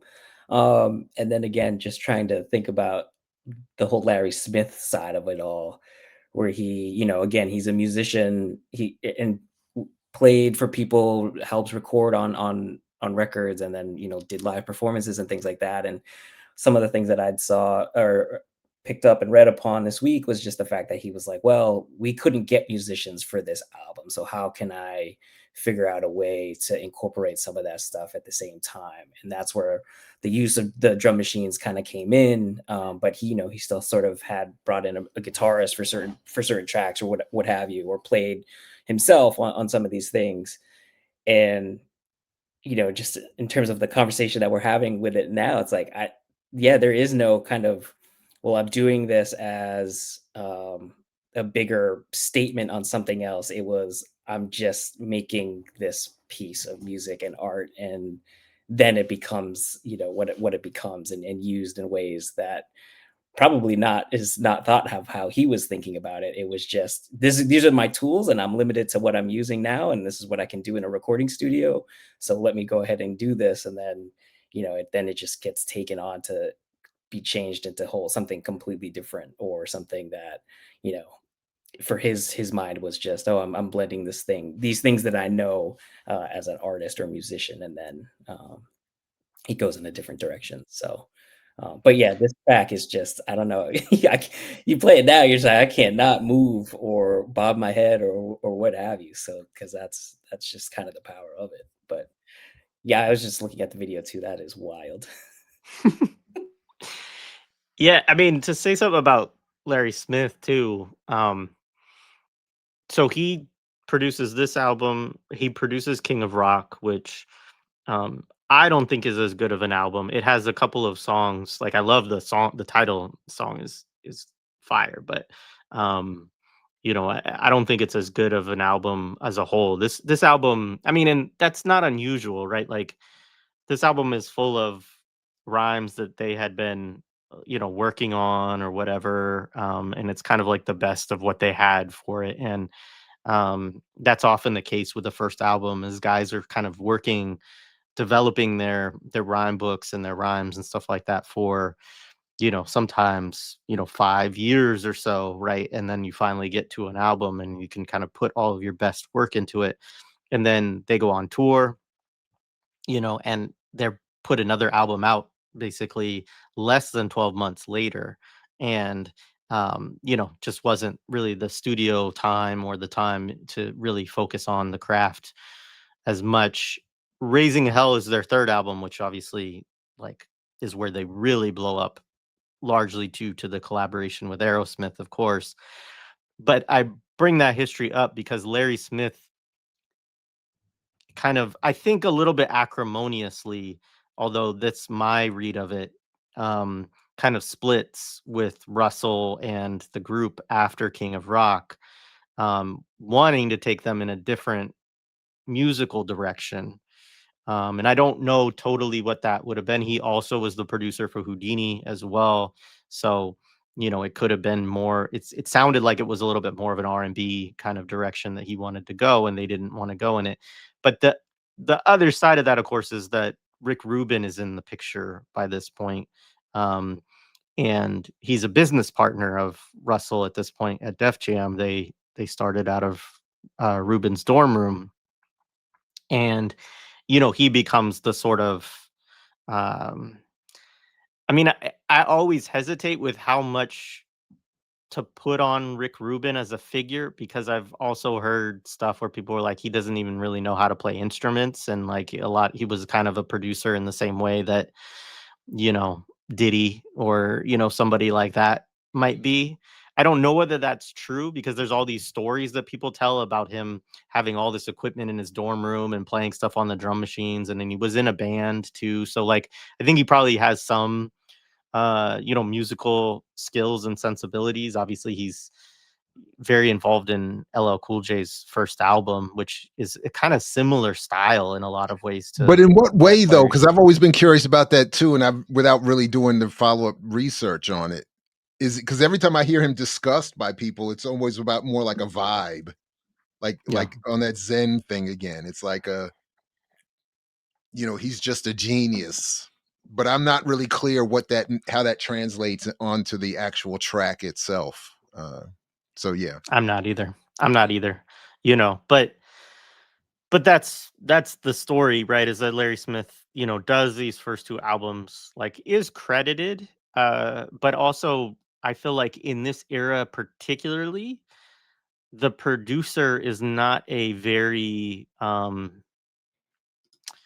it doesn't take on the kind of role that it does when you Right. get to like the mid 90s, where people talk about DJ Premier, talk about Pete Rock, they talk about RZA, right? Um, the Yeah. producer is really kind of an unknown Yeah. figure often, especially in the early 80s. Maybe Marley Marl is kind of like one of the first ones that, might take a little bit more. He's also a DJ, but he takes a little bit more of a role. Yeah, do you have something on that, Dose? Well, see, and someone brought it up in the chat, but the sampling piece coming in, so that was sort of the late '80s is when that starts to come really into big things with Marley Marl and just the chopping of pieces, and again with the technology of how some of that stuff kind of changed, right? Because as opposed to just the pre-made drum machines, where you kind of just program in what you need to do, you could then start manipulating sound differently. And maybe that too is where some of that break off with Run-DMC kind of happened from that third album on. But yeah, that was just kind of one piece of it. Because yeah, Larry Smith he was at first like, oh, I'm not a fan of this whole sampling thing. And then I was reading some interview that later on he was like, oh, I kind of regretted that kind of stance of it. But maybe that's sort of where the change happens. Yeah, no, for sure. Yeah, like I was Um, just looking it up Go ahead. on that one on because I know Walk This Way was the big hit from Raising Hell, but to me, Peter Piper is still by far the best track. It might be my favorite Run DMC track, period. And then I was looking up who produced it, and I also remember because I forgot the lyrics and played it at my daughter's elementary school party once, and forgot that right at the beginning there's a really unfortunate bit of language, but the beat was all I was hearing in my head. I was like, we gotta probably and then I heard that I was like, oh my god, it's kids.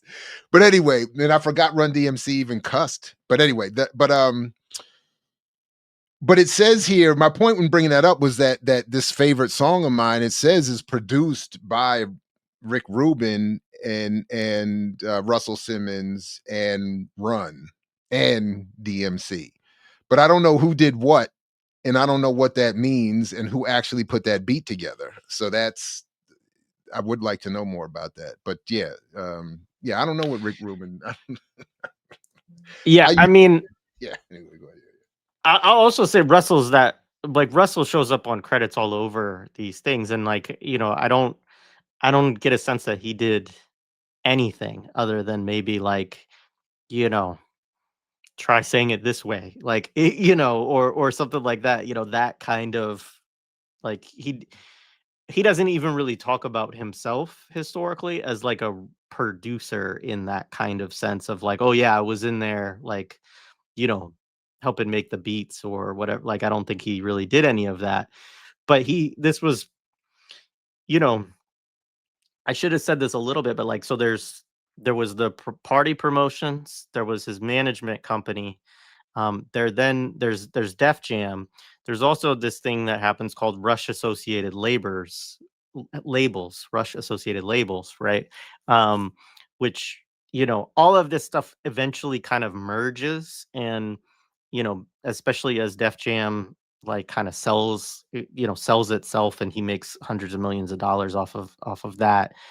But um, he had his hands, and was involved in this is kind of an early point in his career. Before this, obviously, he's involved with Houdini and he's involved with Curtis Blow, and there's a bunch of artists that don't really translate much to the recorded world that he's also managing in this period. But when you get especially to like the late 80s, early 90s, like there's so many people that he at least manages for a period of time, or they're a part of his production company or one of his labels. Um, and yeah, I mean, I think even less.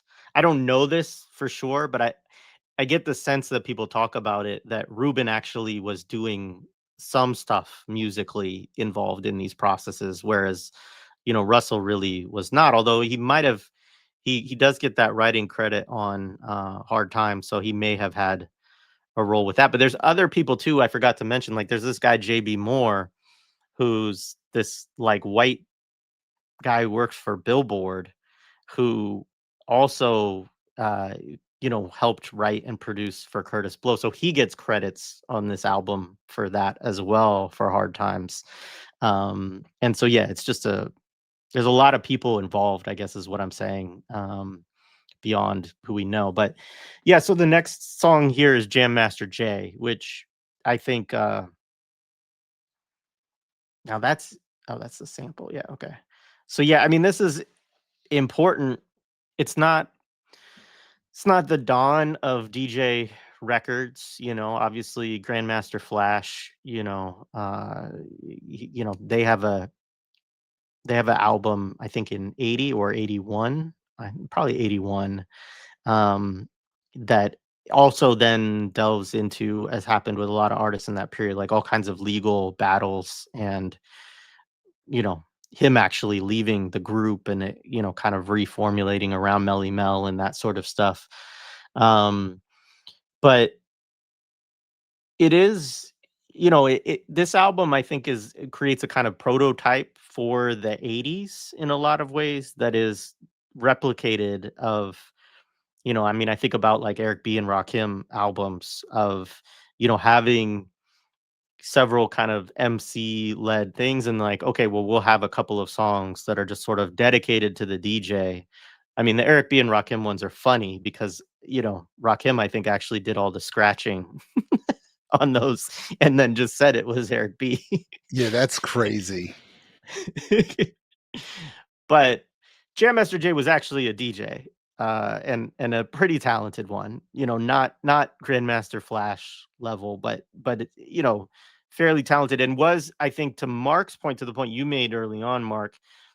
He was critical to their live show and actually would start everything off on their live show, and then they would bring in, Run and, well, I think DMC and then Run. Um, and that is very important, I think, to them as a group and to what we got as an image of hip hop in that era of the two MCs and the DJ being the band. And I will also say, and I'm probably being unfair with this because I think, for instance, the Eric B and Rakim DJ songs are fairly bad for the most part. As much as Rakim's like my favorite rapper ever, but um, the these are pretty good. Like this and Jam Master Jammin', like 4 DJ songs in that period, without it being a group that's necessarily DJ led like Grandmaster Flash and the Furious Five was. I think that, this song and Jam Master Jammin' on King of Rock, that like those hold up pretty well for DJ songs. But yeah, I don't know if either of you have thoughts on that. Only that I mean, they're DJ songs in that they promote the DJ, but they still involve, at least the one I'm remembering for this album, they involve, lyrics. So it reminded me again of that original purpose of the MC, which was to big up the DJ, and I thought that might have been their part of the way of doing it. But uh, um, and now I'm wondering. No, I'm being too cynical. I was wondering because Jam Master Jay, yes, he was a good DJ, but he was never known as, a legendary, uh, you know, member of that community. And I'm wondering to what extent that him being marketed as a DJ and a band was used for the live performance element in part to get crowds. Because we should also remind people that back then that was their primary mechanism for making money. This is before the 360 deal, and touring still was very, very important. And most artists, if I'm not mistaken, got a lion's share of the tour money as opposed to a much smaller percentage of record sales. So but I'm probably I'm probably doing too much with that. But it makes sense to include at least one song promoting the DJ, regardless of his status within the DJ community, if in fact you have a touring element, and he's that important, as you said rightly, to the live show. And he was. I mean, you could see. I never saw them live, but you could see endless performances, and he played a big role. And that's not always the case for DJs, by the way, either. So like to have that kind Yeah. of central role to the live show. I know you'll have things to say on this, Doza, and I'd love to hear it. But I just wanted to add one kind of note, is that they definitely cite, even in that Tougher Than Leather book and in other stuff, as Jam Master Jay. I don't want to use there's obviously the term street cred, which is like, what does this actually mean? But he was the person who was like known in the community and had relationships that also helped them with their own mobility. And he had a reputation, let's just put it that way. And so they also I think they needed him to a certain extent for their own credibility and kind of local relationships in Queens. There's also funny stories, like they forgot to bring him on their first show in the Bronx and it goes terribly. But yeah, and they but I think that is one element, is beyond what. And I mean, in some ways that's similar to Eric B and Rakim, although I think with Eric B he actually provided more financially for the making of all this stuff and so on. But that you might need a DJ just to have kind of the crew that comes with the DJ too and stuff like that. And I think that both of them being, I mean, DMC goes to Catholic school, and they all end up going to college, all three of them. And so I don't know. I mean, it's just sort of like being a little bit of an interloper, I guess, in some ways in the community. Like you might need somebody who has a little bit more credibility, and he's also credited very much with the fashion sense around everything, right? Of like they're really borrowing from him and his style in terms of what they end up creating as the fashion and the imagery of Run-DMC, which is a huge part of the kind of what helps them, I think, to blow up on kind of a mainstream level. Yeah, I think Russell saw him with the hat or whatever, and was like, "Oh, you guys gotta," told Run and DMC, "Oh, you guys gotta copy what he's doing on that front." But yeah, he is credited, I think, with some of that stuff. I think from the DJ aspect of it, it's one of the best examples, I think, of the incorporation musically with just the MCs kind of playing off each other with this, sort of the rub cuts back and forth, and then using his name as sort of this kind of sampling technique. Because then if you just start from there, it births a whole new set of routines in the DJ community from a track like this, which I think is important. But yeah, just the live piece of it all, I think was just very important because it was, trying to.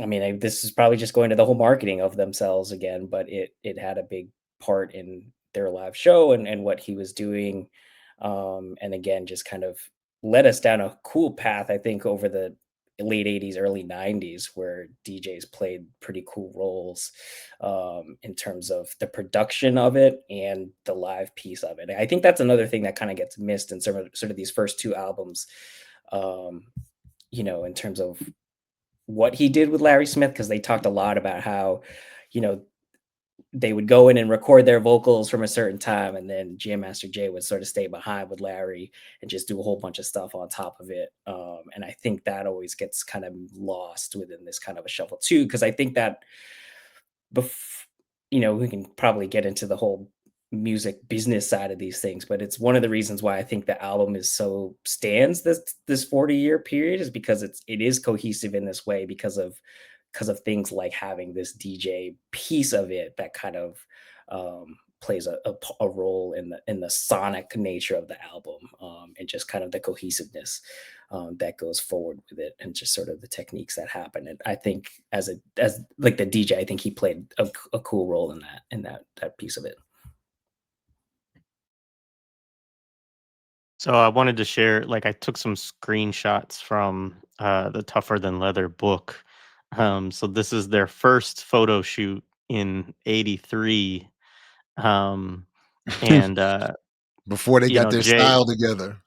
yeah, like Jay has the buckle, Jay on his, but they're kind of like, and this was the point that was made in the book about this, is like that DMC and Run really had no idea what they were doing in terms of style. Like you could see the b-boy stance with Jay, but they are just kind of look out of sorts and out of place. There's another one here that I want to show.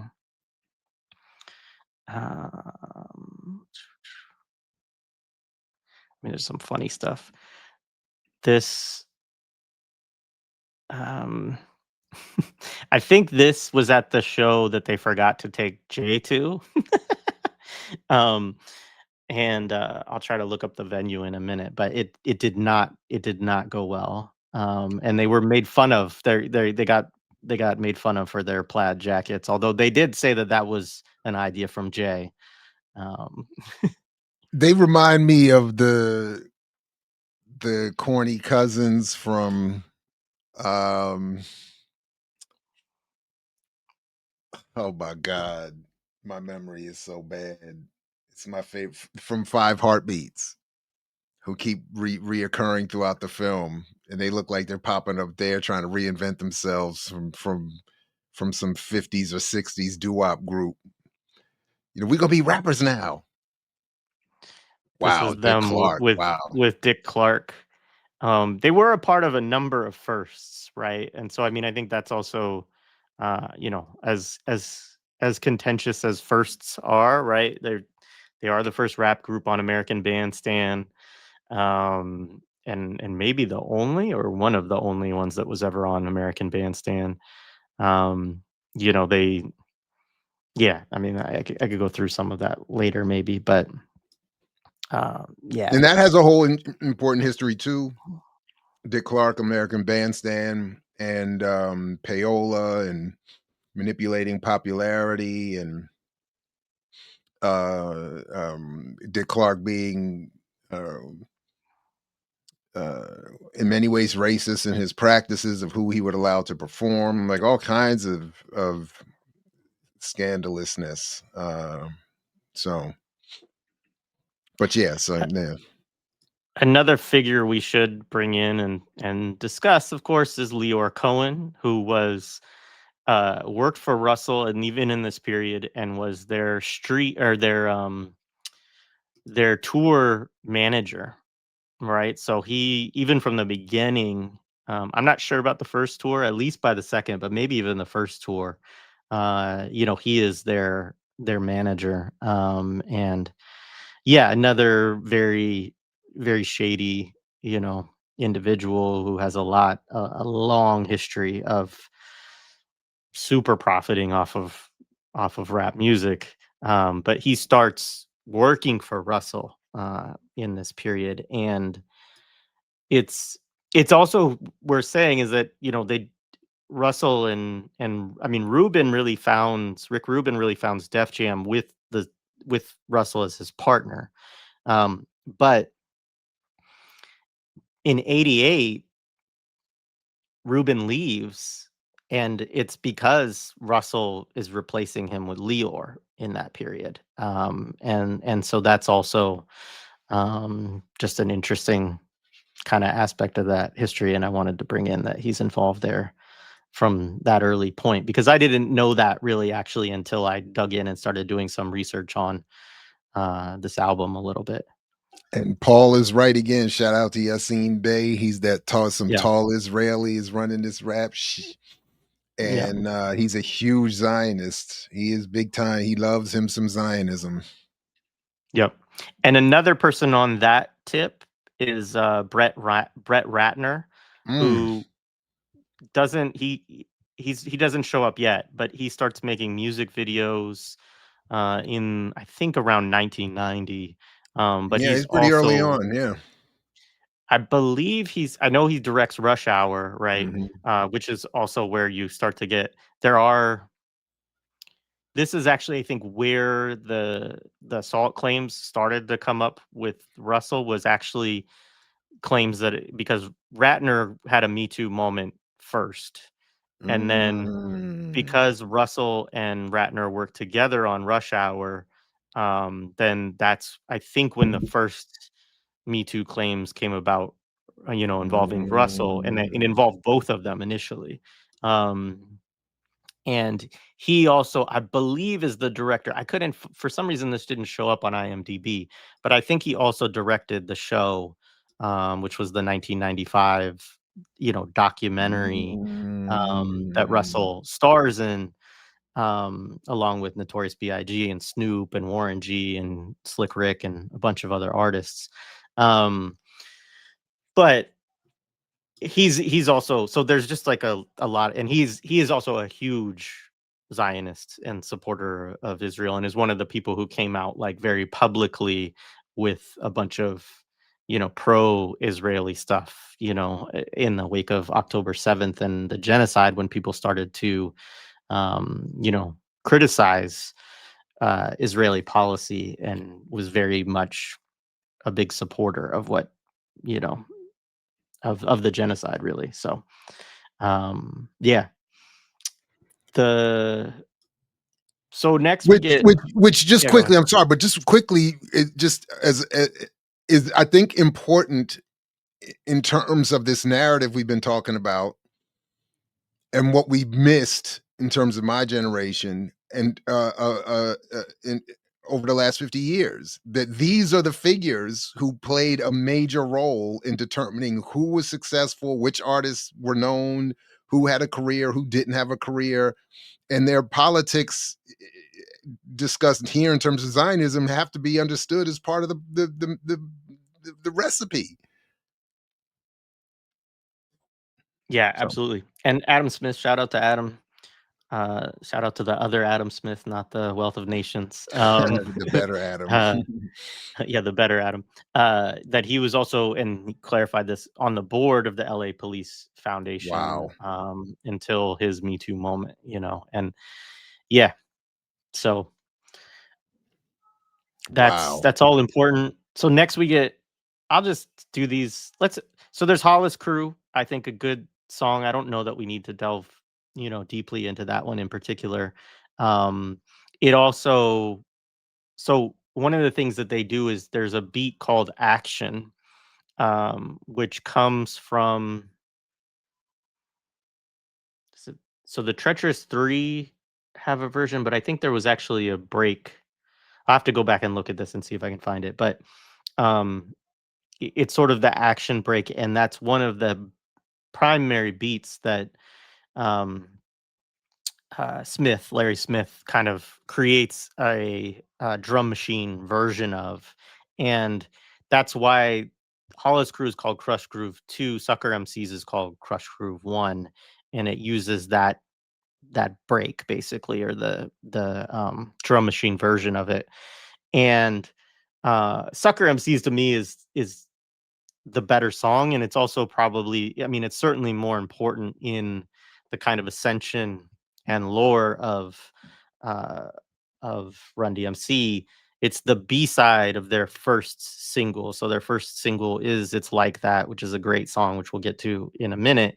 But Sucker MCs was a song that I think a lot of us, I'm sure, knew, and it was like a big, I don't, I'm open to hearing either of your thoughts on it, but it was certainly very much the kind of, braggadocio, the b-boy style, the, dissing other rappers, right? And kind of trying to bring sort of a battle aesthetic to records, which it's not that that's not there again in earlier records. Like that's always a part of what emceeing, kind of is this sort of battle and braggadocio aesthetics. But it was a song, again, very stripped down with this beat and just them, going at other MCs, at the suckers, right? And it's one that is cited by a ton of rappers who grew up in that period as like one of the things that like made them want to,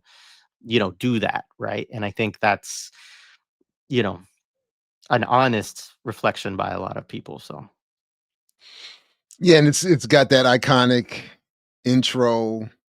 2 years ago, a friend of mine asked me to say some MC rhymes. So I mean, it was dope, and it's still right. Uh, even now, it's like, ooh, it works, it works. Yeah.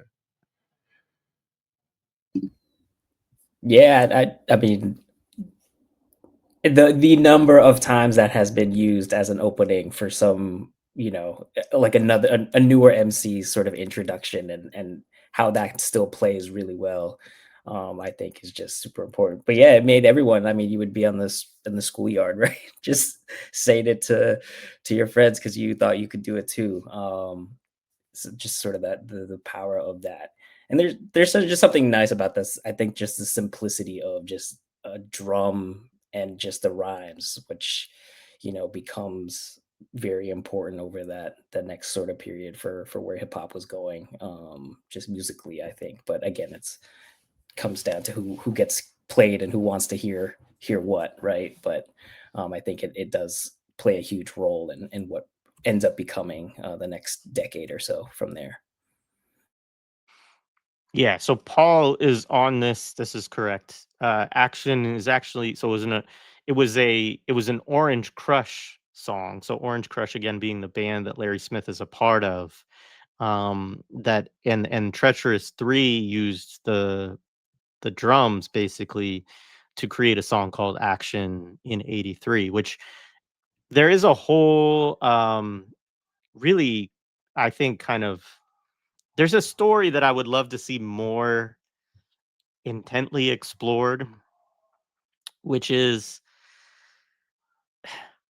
Run DMC and Russell Simmons versus the Treacherous 3, right? There's a beef here, and it extends into LL Cool J's, career. Obviously, LL Cool J and Cool Mo D famously go back and forth for years.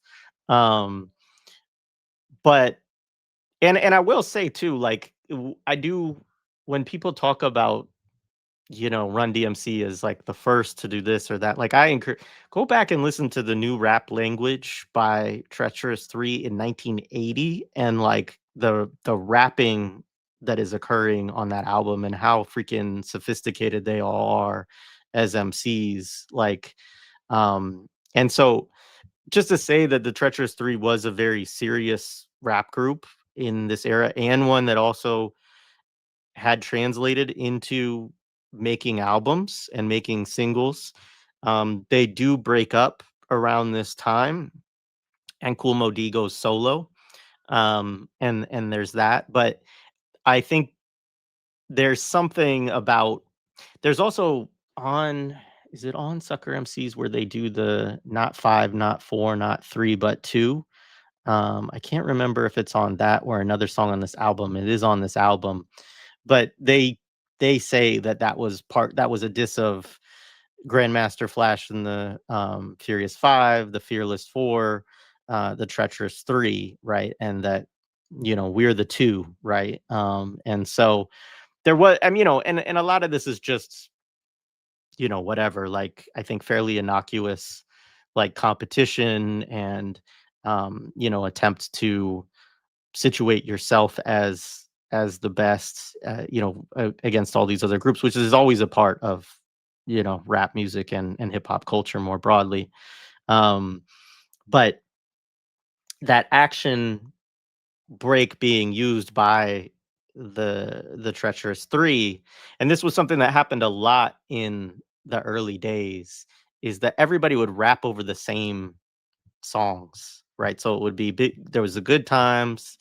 There was also that song Genius of Love, right, which is the sample that Mariah Carey uses on Fantasy, and it was big Lotto with Big Energy recently, and but that particular sample was used heavily in the early 80s by a bunch of different groups. And so one of the things that's interesting, I guess, about this album is it does do something where they take the action break and use it multiple times, or like slightly change it, and kind of use that same sort of beat pattern roughly multiple times in the album, but they're not taking a loop. And like you said, this is probably primarily a financial consideration, because Sugar Hill Records, they were obviously screwing over artists, but they also had full bands to do their albums because they didn't actually have a sampler, right? And so when you hear Good Times on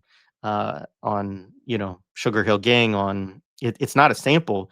There's a band playing Good Times in the background, and I think that's something that sometimes we don't. Our brain goes back in time and says, "Oh, they must have been sampling that." And even if you look up like what was the first sample used in hip hop culture, it'll pull up Rapper's Delight, but it's not a sample. It's what we would call today an interpolation. But it's actually a band playing that. And I think there were certain things you could do, like you could record a DJ's routine, so like you can kind of sample in that way. But a lot of times that's not what was actually happening. Is they were getting in musicians to perform these when they were doing albums. And so Run DMC's album is, I think, importantly, a break from that kind of practice of production, which probably made it a lot cheaper too, and the profit margin much better, because they didn't have to share it either with as many people, or pay session musicians or whatever you would have to do, right, in order to make a song like that. So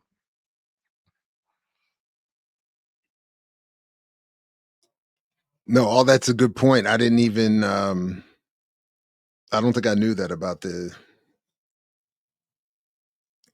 pre-interpolation performance. So that's an important point to make. So yeah, I appreciate that. Yeah. yeah. So then you get side two, and I think that's important to say too, right? Because people who heard this album, it would have either been an LP or a cassette. And so you would Sucker MCs is the end of side one, which again, like there's no filler here, really. I mean, Hollis Crew is probably my least favorite of the first 5 songs, but it's still very listenable. And so then you flip it over, and side two starts up with It's Like That, which is their first single, which might be my favorite song on the album. I love the beat, and it's very simple. It's just the drums with like those like kind of horn stabs or whatever you would call those. Um, but the and it's an interesting song too, because I think, again, like Hard Times, it has that a little bit of a social conscience to it. But the problem I have with it is it's like exactly the thing Marx critiques, right? Which is like, you're interpreting the world, but the point is to change it. And they're saying, no, it's like that, and that's the way it is. Like, like nothing you could do about it other than we have to make money, is essentially the way that what they push in that album, and so, or in that song. And so, particularly with your work around like black buying power and black capitalism too, Jared, like, I think it is a kind of not proto, because other groups were doing this before that, but it is a sort of that we're in this place, everything's fucked up, but money is the thing to cure all your woes. Like, I mean, they literally have a verse here where it says, "You should have gone to school. You could have learned a trade, but you laid in the bed where the bums have laid. Now all the time you're crying that you're underpaid." It's like that. That's the way it is. So they're literally saying, it's your fault. You could have gone to school, and gone to college like we did, and or learned a trade, but you're just a bum, and that's the way it is. So it's, yeah, I mean, it's again, for again, I can see how at that age, my generation would have been tricked into thinking this was some sort of socially conscious commentary, or they're speaking the truth for the young black youth, and they're pushing, whatever. But uh I really, we did need some progressive adult supervision to say, we appreciate what you all are trying to do, young people, but what we got was, and this is sort of that contradiction, what we got a lot was the black bourgeoisie saying, not that you're misrepresenting the politics, but you're misrepresenting the positiveness of our struggle. So that all that did was make our whole generation defensive and start, you know, not looking self-critically at all at what was happening. And here we are. that's a good point. I mean, because there's this weird moment in Tougher Than Leather, the book, where Russell says that, I can't remember who I think he's trying to get Run-DMC signed at this point, right? Because we should say a little bit about that. They end up on Priority Records, which is very small at the time. It's owned by a couple of white folks, but it's not what it became. It's a small, like, independent label basically at the time. And and Run-DMC really actually is responsible, right, for making it largely what it does become. Um, but Russell's talking about trying to take their tape, because what they do is they record It's Like That and Sucker MCs as a demo, attic demo, low quality. Then it's good enough that they're like, okay, we need to go over to Green Street Studios. As I said before, Green Street Studios lets them cut it on the arm, basically says, like, we believe in this and believe in you well enough that we'll let you record it for free. And then we'll recoup those costs, when you sell records, basically. So they then create, single quality basically of it, and then they take that to all the labels, and everybody says no to them, except for eventually they get to Priority. But Russell has this commentary when he's talking about taking it to, like, black owned labels at the time, and he said something along the lines of, it's not surprising that the white labels passed on us, with their racism and everything else. He's like, but, and he calls the black record label, executives or managers or whatever, the people who are making these decisions within certain labels, um he calls them bourgeois, right? And he says that they're always trying to sign another Peebo Bryson, and that's all that they care about. And so I just say that because they talked in that period about exactly what you're talking about, Jared, about running up against both black radio, but also black folks that are in the industry who did not want to involve them or bring them into what they were doing. And it seems as though it's not so much of a risk. I mean, the way that Russell kind of says it, it's not that he's saying, and this is just his perspective told through Bill Adler, right? But um, it's not that they were afraid that it wouldn't work, right? It's really that they wanted no association with that type of music. So yeah. No, that is it. It wasn't some business decision, which is often my point about all of this. It's, I think, almost never primarily a business decision. It was a political and ideological one. And they saw that it was becoming popular. And then they used to say it was just going to be a fad. It was going to pass. It wasn't going to last. And they were hoping for that in many ways because um, now, again, in quite the contradiction, as an older man, I'm looking back and saying, I get it. The corrupted popular version is being used to justify anti-black policy and behavior in this country. Uh, but the appropriate approach would not have been a black bourgeois um, um, respectability politics approach. It would have been something more along the lines of political education. But we just got a lot of finger and then there was also a lot of misrepresentation of the critique too. Even the bourgeois middle class critique was often misrepresented. So, but but but yeah, um, and I've in the minds of some, or just a handful of people, died on the Hill around defending C. Dolores Tucker, for instance. I think her argument was misrepresented and misunderstood by my generation, me included at the time. And she was not making some revolutionary the argument. She was not, anything like that. But the argument she was making, similar to the one I just made, was right. That corporations are taking it over, they're destroying the popular version and using it to justify anti-black and anti-black youth policy. And she was absolutely right on that. Now, again, you know, that message was corrupted, and her delivery of it wasn't perfect at the time. And then the political education levels of those of us of my generation who were defending hip hop wasn't sufficient.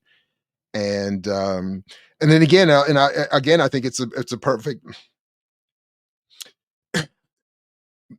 metaphor for the problem, that one of the most popular vocal outlets in defense of hip hop that would emerge was Source Magazine, which was, of course, co-founded, at least in part, by white Harvard students. So it's like there were so many contradictions we were missing here about what was going on. And for a long time, people in my generation would point to the Source Magazine as being, the real, outlet, or among the realest of the outlets. And but that foundation, but even that wasn't. It's like you're writing about defending the integrity and the freedom of a hip hop cultural expression in a very commercial magazine founded by whites at Harvard. I mean, I can't imagine. I mean, it's just oh my god. Anyway, um, so yeah. Yeah, I appreciated this comment too. The fears were genuine given what we've gotten mainstream Yeah. wise, but act like there wasn't thought provoking content is still disingenuous. And absolutely, I mean, any conversation about this album, we have to also compare like with other mainstream products of this era, right? And I think that there is, and the next song actually works well into. Did you have anything else you want to say on It's Like That, those? It's so outside of the where this conversation is currently, but just the technical piece of like tapes, like switching the side and sort of the excitement of what that meant. I remember having like a whole feeling about it. And then also when it messed up, how fearful you were of like, oh shit, why? Now I had to find the pencil to like redo the tape. And the appreciation of the physical media of these things was just always so wild to me. I remember too, like you could tape over the corners to prevent it from ever being recorded over, because that was like we accidentally always did that when like something came on and you wanted to record something new. You had to make sure if you wanted something to not be recorded over, you had to do that. And just I'm not sure people appreciate some of the loss of some of this physical stuff, because I think it's important, because it's even just this sound wise, it's just so much better than some of the stuff we have today. But that yeah, I just remember like when you said that side too, I was like, oh yeah, the excitement of what that looked like for albums was always a huge thing back in those days. Yeah, man. I have so much.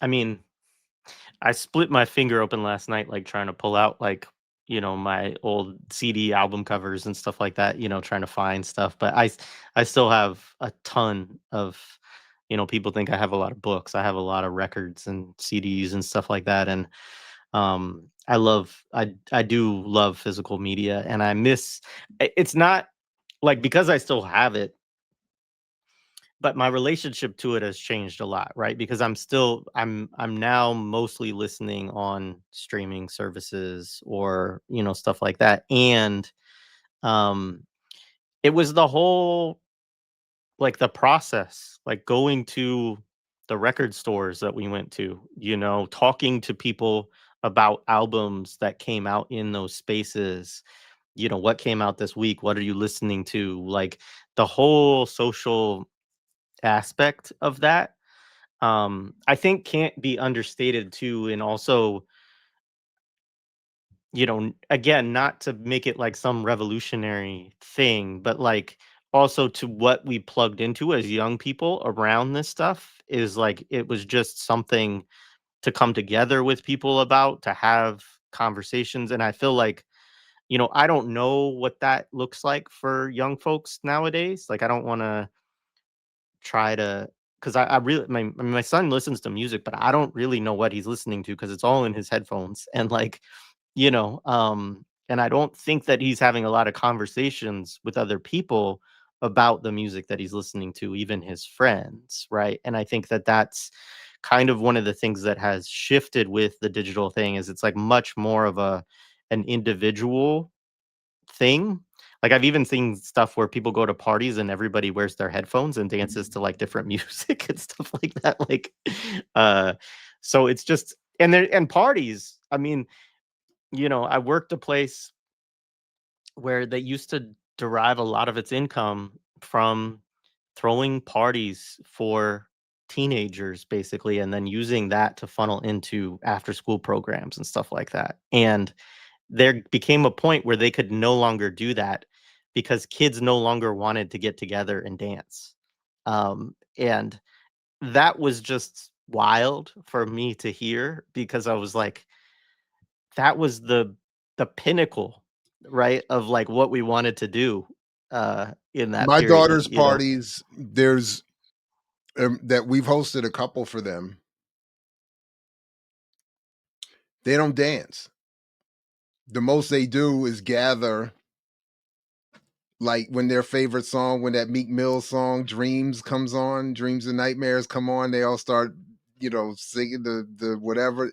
All they do is gather in the middle of what would be the dance floor, and they're just, I mean, at most they're just bouncing around together, but they're not, there's no real dancing. They're just all like, it's like after a team wins the big game and they're, high-fiving in the middle of the field. It's got more of that vibe than what we would have.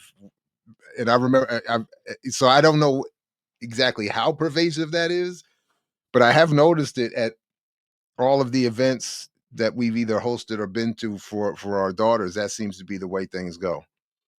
Yeah. Yeah. So I don't know. And one more point on tapes. I mean, so they did DMC talked about when this album, I think it was actually when King of Rock, I don't remember, but one of the albums came out. He's like, we wanted to have the best tape, right? Emphasizing the medium. And also the thing, and this connects a lot to your work, Jared, too, around mixtapes and so on. Like that part of that was that a lot of the tapes back then were not put out by record companies. Right, they were recordings, or I mean, sometimes they were mixtapes, but also, especially in that late 70s, early 80s era, they were recordings of parties, or live performances or battles that happened, basically in the streets, right? By people on tape. And so often using like not even like cassette tapes, but like what would be the name for that? But like basically these recorders that people had. I used to have one. Like what I'm Yeah, I think I blanking on know the what you're techno. talking about, but Like journalists would use them back yeah, then too. Like it's basically the modern version is there's like Zoom recorders, but there was a Tascam, is that it? Like, that this kind of technology, where I it keep had wanting to say basically DAT tapes, but I don't DAT know. maybe well, But DAT I'm I think is probably what they actually stored the yeah, recordings on. yeah. Yeah. I don't, Anyway, yeah. yeah, Or like they live might make recorders. one recording that would be used for like a radio, like a lower commercial or alternative radio or college maybe even or something, but not for popular distribution or sales or anything like that. There might be like somebody might make something that could be playable um somewhere. Yeah. But yeah. Yeah. Yeah, and then obviously the mixtape, right? Yeah. Which also like to what you were talking about too, those of like putting, covering over the tops and things like this of like, people making recordings of radio shows too, right? And like those being circulated, which I think a lot of that is, yeah, I mean, the eras we have to remember how little of this stuff was actually happening on the radio. But college radio, to your point, Jared, also played a different role, connected also to like the college party scene and stuff like that. And that was really where, as I said, Russell figured out he could make his money was like connecting in with the parties, the college students who had money, who could pay to go to parties, and all of this, and how to connect in kind of the rock audience and the hip hop audience and all of that. um all right, so then Wake Up. So this is probably, I mean, this a very interesting song. um the lyrics of it probably are the most interesting to me from kind of a political perspective, but it's just a dream, right? You got to wake up. So, I mean, there's a whole description of really a kind of ideal society, right? A vision of a whole world working as a team, no tanks, no atomic bombs. Um, Between all countries, there were good relations. There was finally a meaning for United Nations. um, Everybody had an occupation, meaning a job, right? Um, Everybody worked together to fight starvation. So there's all of this. Everyone was treated on an equal basis, no matter what colors, religions, or races. So like it goes on See, and they were on, right? advocating for communism. They were revolutionaries. It's the most it's the most communist pilled of the It is. It really is. of Except the that they call it a dream, and unless you want to argue that was some attempt at uh, undermining the censors, or circumventing, the censors. But it kind of goes back to that earlier point about this is ultimately your fault. What was wait? Oh, we are the We Are world, the right? World. Yeah, Yeah. I mean, it it reminds me a lot of John Lennon's song Imagine, right? imagine, Like it's yeah. a it's a very similar kind of vibe where you paint this utopian society, what Robin D.G. Kelly would call freedom dreams, right? And but But no again, like politics to get there. no politics to get there, and it was all a dream, is just a dream, and what they're telling you to do is wake up. Right. Yeah, right. Because it's not that's the point I wanted to make about that. It's not saying right, and I wouldn't want people to think because of the title and like me a bad memory that they're saying like it's not like an anthemic wake up. It's not even Sam Jackson in Do the Right Thing screaming in the camera from the radio station. Wake up. It's not that. It's saying wake up and come back to the reality of your doom where it's like that and it's just the way it is. Oh man. But I'm sure back then I was like, yeah, man. Well, and I mean, to be fair, like that's part of what I don't know. I mean, I go back and forth on these things, but I think it does matter to what we got out of it, to some extent, right? And thinking that that there is a vision sort of presented within the song. And you could read Wake Up one of two ways, right? You could read Wake Up as, like you said, like, we need to wake up and make this happen. Although again, there's no plan, no strategy, no suggestion of what that would take or what kind of organizations or anything like that, right? Which is, I think, a huge problem. But then there's the other read of it of just, yeah, like you said, like wake up. This is not what we live in. Like you had a dream. And I think I could be misremembering, but I think that they actually said that in the creation of it, that that was their intention, was to say like, this is just a dream. Like, understand that. Like we don't live in this world. When I Um, went back to re-listen to it uh this week, I mean, that's how I heard it. I heard it as them just saying again, not wake up to do something about it or wake up to this reality. It was like not in a rebel against it. It was saying I'm depicting this fantasy land, but now I'm waking you back up because this isn't happening. And it's just sort of again the vibe I took from it was I just need you to be awake to realize how bad it is and just sort of leave it at that. Just be awake and see how bad it is. Not awake in the woke way we would say that or have heard it initially today. It was just literally being awake and not in the dream world of a world that can't be. Or I'm not even advocate. It's not even seemingly to advocate that we get there. It's just saying it'd be nice, yeah.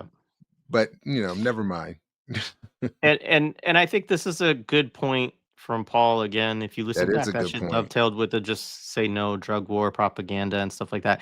I mean, this is a consistent thread for Run, particularly, and also for Russell Simmons, of a kind of um, hand wringing about where the culture is going, sort of thing, and what I mean. It's interesting on some level because I find it quite like full of contradictions, right? Because this album is created in part to show a particular kind of hard aesthetic in contrast with the disco R&B kind of inflected thing. It is they talk about how they wanted it to have a street feel to it and all of that, and it becomes, when you go back and you listen to Snoop or you listen to Dr. Dre or like other artists who become, the quote unquote gangster rap kind of thing, Run DMC is so important to them in terms of them then seeing the image and thinking, yeah, this can be a hard thing too. It doesn't have to be, we don't have to dress up like Prince and like, this kind of, this is the way that they would say it often. Um, and I think that there's obviously a lot of different artists that, Russell promotes and, does that are more, I guess, involved in street culture or whatever than Run DMC actually was. But there's always just this contradiction of them kind of browbeating people about, being too involved in like the whatever the criminal or the foolishness or however they would kind of paint it. Um and not any real reflection on their own role in, that when you promote certain images, that also that's what we see as kids too, and that's what we kind of think of as cool, and that they played a role obviously in getting from one place to another in certain ways. Yeah, but you do get a lot of that with, I mean, Run was recently asked about Russell's like sexual assault allegations within the last whatever years, and he said, "I don't want to talk about that. That's negativity. I'm only here for positivity." And it was like, you Hey, know, listen, I think somebody mentioned something of it in the chat, but I did watch, I admit I watched at least, I don't know if there were multiple seasons, but I at least watched one season of that Run's House or whatever. And he me would too. do those bathtub, thoughts at the end of the show or whatever that I was just, but it would be interesting to like even run through, just those concluding segments because as I remember them, they were always filled with that kind of, oh man, we just got to rise above the negativity. And it was a whole bunch of that, self-help, logic and, the candles around the tub and, all, we just gotta Calgon take me away or whatever, or, that was the whole, and it does seem like a logical extension of even what they were doing in the art here, in the music from the first album. It's like that, but you know, Yeah. Well, that is a thing. I mean, for both Russell and Run in particular, there is, I mean, Run obviously becomes a reverend, right? But there is the whole, um, very much a self-help, and they a lot of books that they've done about their kind of like, spiritual wellness, all this kind of stuff, like kind of, dovetails a little bit with like, what's that guy's name? Like Steve Harvey kind of, oh wow. discourse and stuff like that, and So and yeah, so he they doesn't want to they talk about the negativity of the discussion of his brother's actions, but the actions themselves are not seen as negative, and it's the discussion of the actions that are too negative for him to. And I don't want to bring up, stay out of that negative space. yeah, and I mean, I watched the one interview that Russell did about all of it, and like, I mean, he treats it as though he's like, it's the most traumatic thing that's ever happened to me in my life, and it's like the allegations are the Yeah. most traumatic thing that's ever No, it's like, happened to remember me when in George my Bush life, said Kanye West calling him racist was the worst thing that ever happened to him during his administration? It's like, oh really? Nothing else that you could think of. All those 8 years, there's not one thing else that was worse than Kanye saying you were race or didn't like black people. Oh, okay. That's interesting. Of all, you sure? There's not one other event. I mean, And it's bizarre, man. yeah. And I do think, I mean, DMC is interesting here because I mean, obviously he loses his voice, right? And so Mhm. he can't continue really to make music like he used to, and this is like quite devastating for him. He also goes through this thing where he realizes that he was adopted and he never knew that, right? And all Oh, of that's this, right. That's um, right. but he really does distance himself from both of them. And I guess I didn't find the whole source of it, but I found some discussion of he was asked about it, and he gave an answer that I guess Russell somewhat used to defend himself, which was DMC said something along the lines of like, we need a broader like it's a bigger problem than just Russell, right? Which I actually, of course I think would agree with Mm. that all that like this is, a system and a set of behaviors and all that are much more pervasive. And obviously, if anything, I mean, the Me Too movement, Samantha Yusuf's conversations on like what it was like to work at Disney and all like these industries, right, are rampant with Russell Simmonses and people like that. And, a lot of them are white, of course, right, as this movement has shown.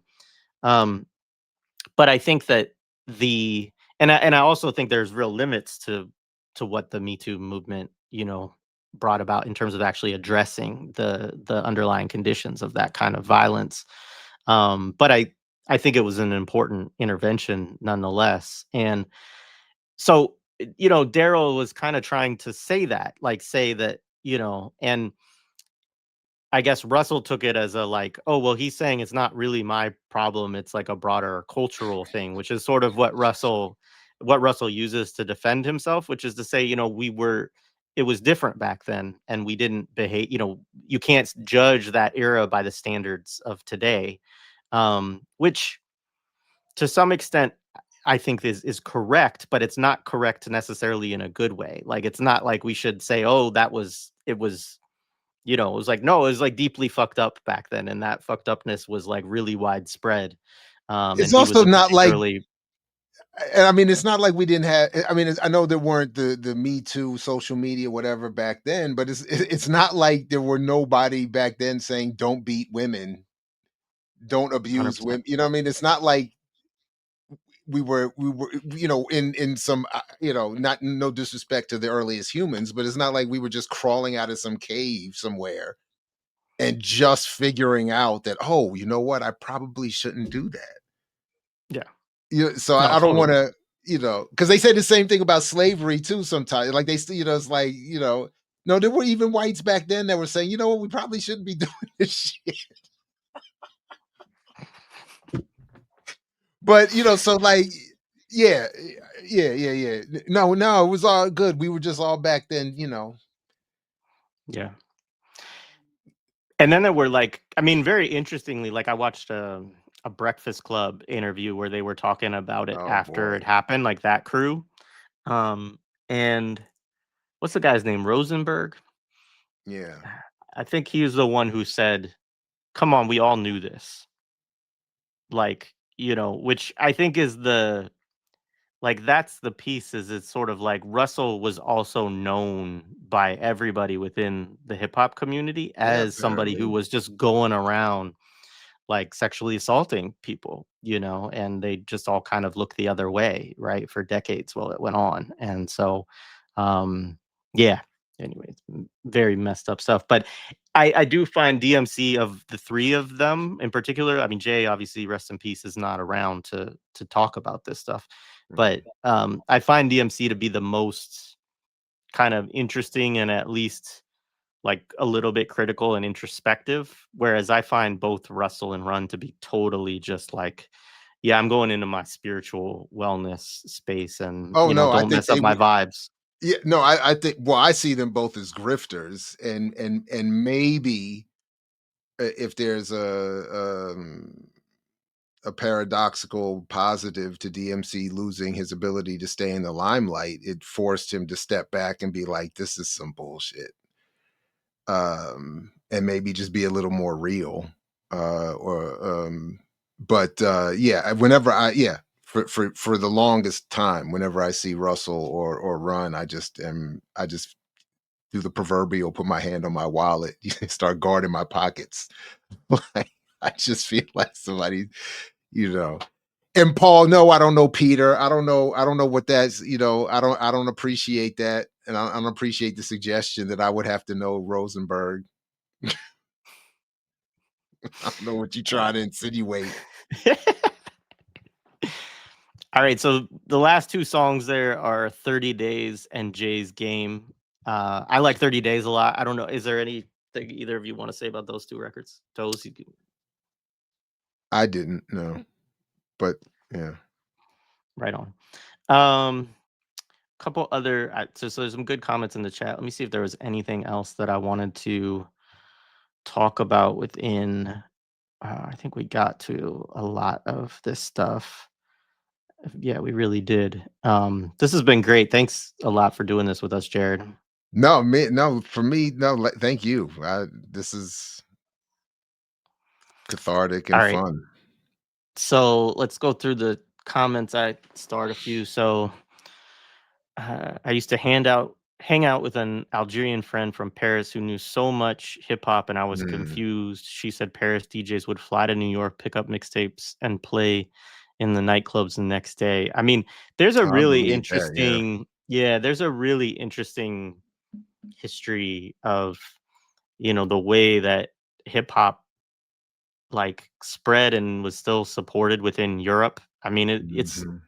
it's a little bit strange always to me, but like a lot of acts, a lot of especially like old school acts, um, were able to continue to support themselves financially in years when like they no longer really could tour or do big shows in the United States, but Europe would have festivals or tours or whatever. And, Mhm. there's an interesting whole history and ecosystem.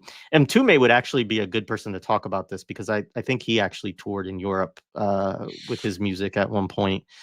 Um, but yeah, that's a I've whole different. always I have an incomplete kind of stupid theory about this, but uh part of it based I think the historical reality that's a pattern though. That follows a pattern of black artistry out of this country that jazz musicians tour in Europe and never can get a venue here in the United States. Yeah. Uh Particularly progressive rappers get audiences overseas. The Bob Marley and Jimi Hendrix argument was the same, that we want black audiences, we can't reach them in the United States. And then you go overseas and they have huge fan bases from the diaspora and elsewhere. There is and so and I don't know the way my mind works, 'cause without just studying and being disciplined about it, is that I want to say it has something to do with some kind of fascination with those with the colonized, like the indirectly colonized. Like we didn't directly colonize and enslave that group, so we'll hold up their art in a way that those who directly did won't. And it's and then there's some, y- I don't know, some weird fascination with white America to want to both fall in love with and suppress what's produced here. I don't. It's just some silly thing I shouldn't even say outside of my head. But the first part I think is important. That what happened with hip hop is part of a pattern of artists finding a career outside of the United States that they can't find support for here. But Yeah. someone has probably figured that out better than I. I've always just thought it's got some. Yeah, no, there's some interesting I don't stuff. I know. mean, like it makes me think also of like James Baldwin and Nina Yeah, Simone and Billie Holiday, but like there's also I think something too for black artists along similarly to what you were talking about, kind of inverted of well, these aren't the people who directly colonize me here, and maybe the racism in Europe doesn't feel is quite like the yeah. racism does in Good Mississippi point. or whatever else, Absolutely. so like I think there's multiple dynamics there that that are at play. But yeah, it is an interesting aspect of hip hop history, really. And yet, while Um, standing outside this bar with some important to note, dark-skinned friends of mine, I certainly heard folks come out, and I heard Schwartz a couple times coming out. I was like, "Damn, we came all the way over here to get called niggas?" Like, damn. So it's like, but at the same time, no, I'm sure what you say there is absolutely right. That it's like, let me just get a different white and and any other kind of white will do. And yeah, anyway, yeah. I don't know. But so yeah. mainstream narrative seems to always start with Sugar Hill Gang, but I see that as the start of overt corporate takeover Yeah. of rap, hip hop. I mean, I think this is one of the points that we wanted to get across to with this album. I mean, it is interesting in the way that in these early years, it is not as though major corporations are bending over backwards to get this music and um, produce it and get it out. Like the, a lot of these acts like make a 12-inch, right? Make a single, vinyl single. And then if that develop like such a like, whoa, that thing's selling like crazy, then the corporate interests become more interested because they're like, whoa, there's some money here to be made. Um, but I think that's important to say to some extent because it is not as though from like, especially if we're talking about white capital, it is not as though they're there from the very beginning to try to like figure out from this stuff what can we monetize. It's more that people like Russell Simmons are involved in figuring out what can we monetize from this, and then it becomes so commercially viable that then they're like, okay, now we want a piece of it. Yeah. And then it takes over. And as you said, like that, at some point when we do this series, I want to get into, the is it 96 when you get the 96 or Telecommuni 98, the Telecommunications Telecommunications Act. Act. Yeah, 96. Yeah, Yeah. yeah, because that's really where we live in the afterlife of, and I think Mhm. it's important to remember that before that, it's not to paint it as some kind of like rosy utopian thing, but there was like a possibility of kind of small business and entrepreneurship It getting was to a hit and getting to a place where you could, you know, it was yeah, a go ahead. whole it really I mean, I a lot of people who have studied this have used that 96 point as a benchmark because I think it's legit to say that it was a sea change. And it's not just in terms of the money that is made and who gets it and who can set up it. It's that you were far more likely pre 96 to have people actually in communities, in spaces where music was being created, picking the music that would end up being played at the local radio or even television. uh, uh, and that made the possibility for all kinds of other music and art to be heard in ways that today I think it's worlds different. I think that had a huge impact. Um, but the point I wanted to so I want to make an inappropriate parallel here to make the point, but colonialism just colonialisms. Imperialism is just imperialisming. So when it isn't specifically prescribing exactly every single detail, it's just waiting. That's why that initial Matrix depicted metaphor, I think, was so successful. It's just out here scanning. Here's what's going on. All right, what's going on? All right, a little bit of thing. Oh, here's this thing called hip hop. And it's like, meh. And then as soon as and it's not, I think, that much different from how the United States interacted with Israel. This is the inappropriate parallel. It's like Jews, I put the 1948, whatever, go ahead, whatever. And then in 67, when they see, oh shit, they can actually defeat another military, or they're actually a player. Oh, now we're going to start pouring all this money into it and turning it into and beefing it up. And it's the kind of the same principle. It's like, oh, wait a minute. There's this hip hop thing happening. People showing us there's a way for us to monetize, manipulate. Because I'm admittedly more focused on the ideas. We can get them all out of that nationalist shit and all out of that Afrocentric and any form of leftist, because it was there. There were tracks,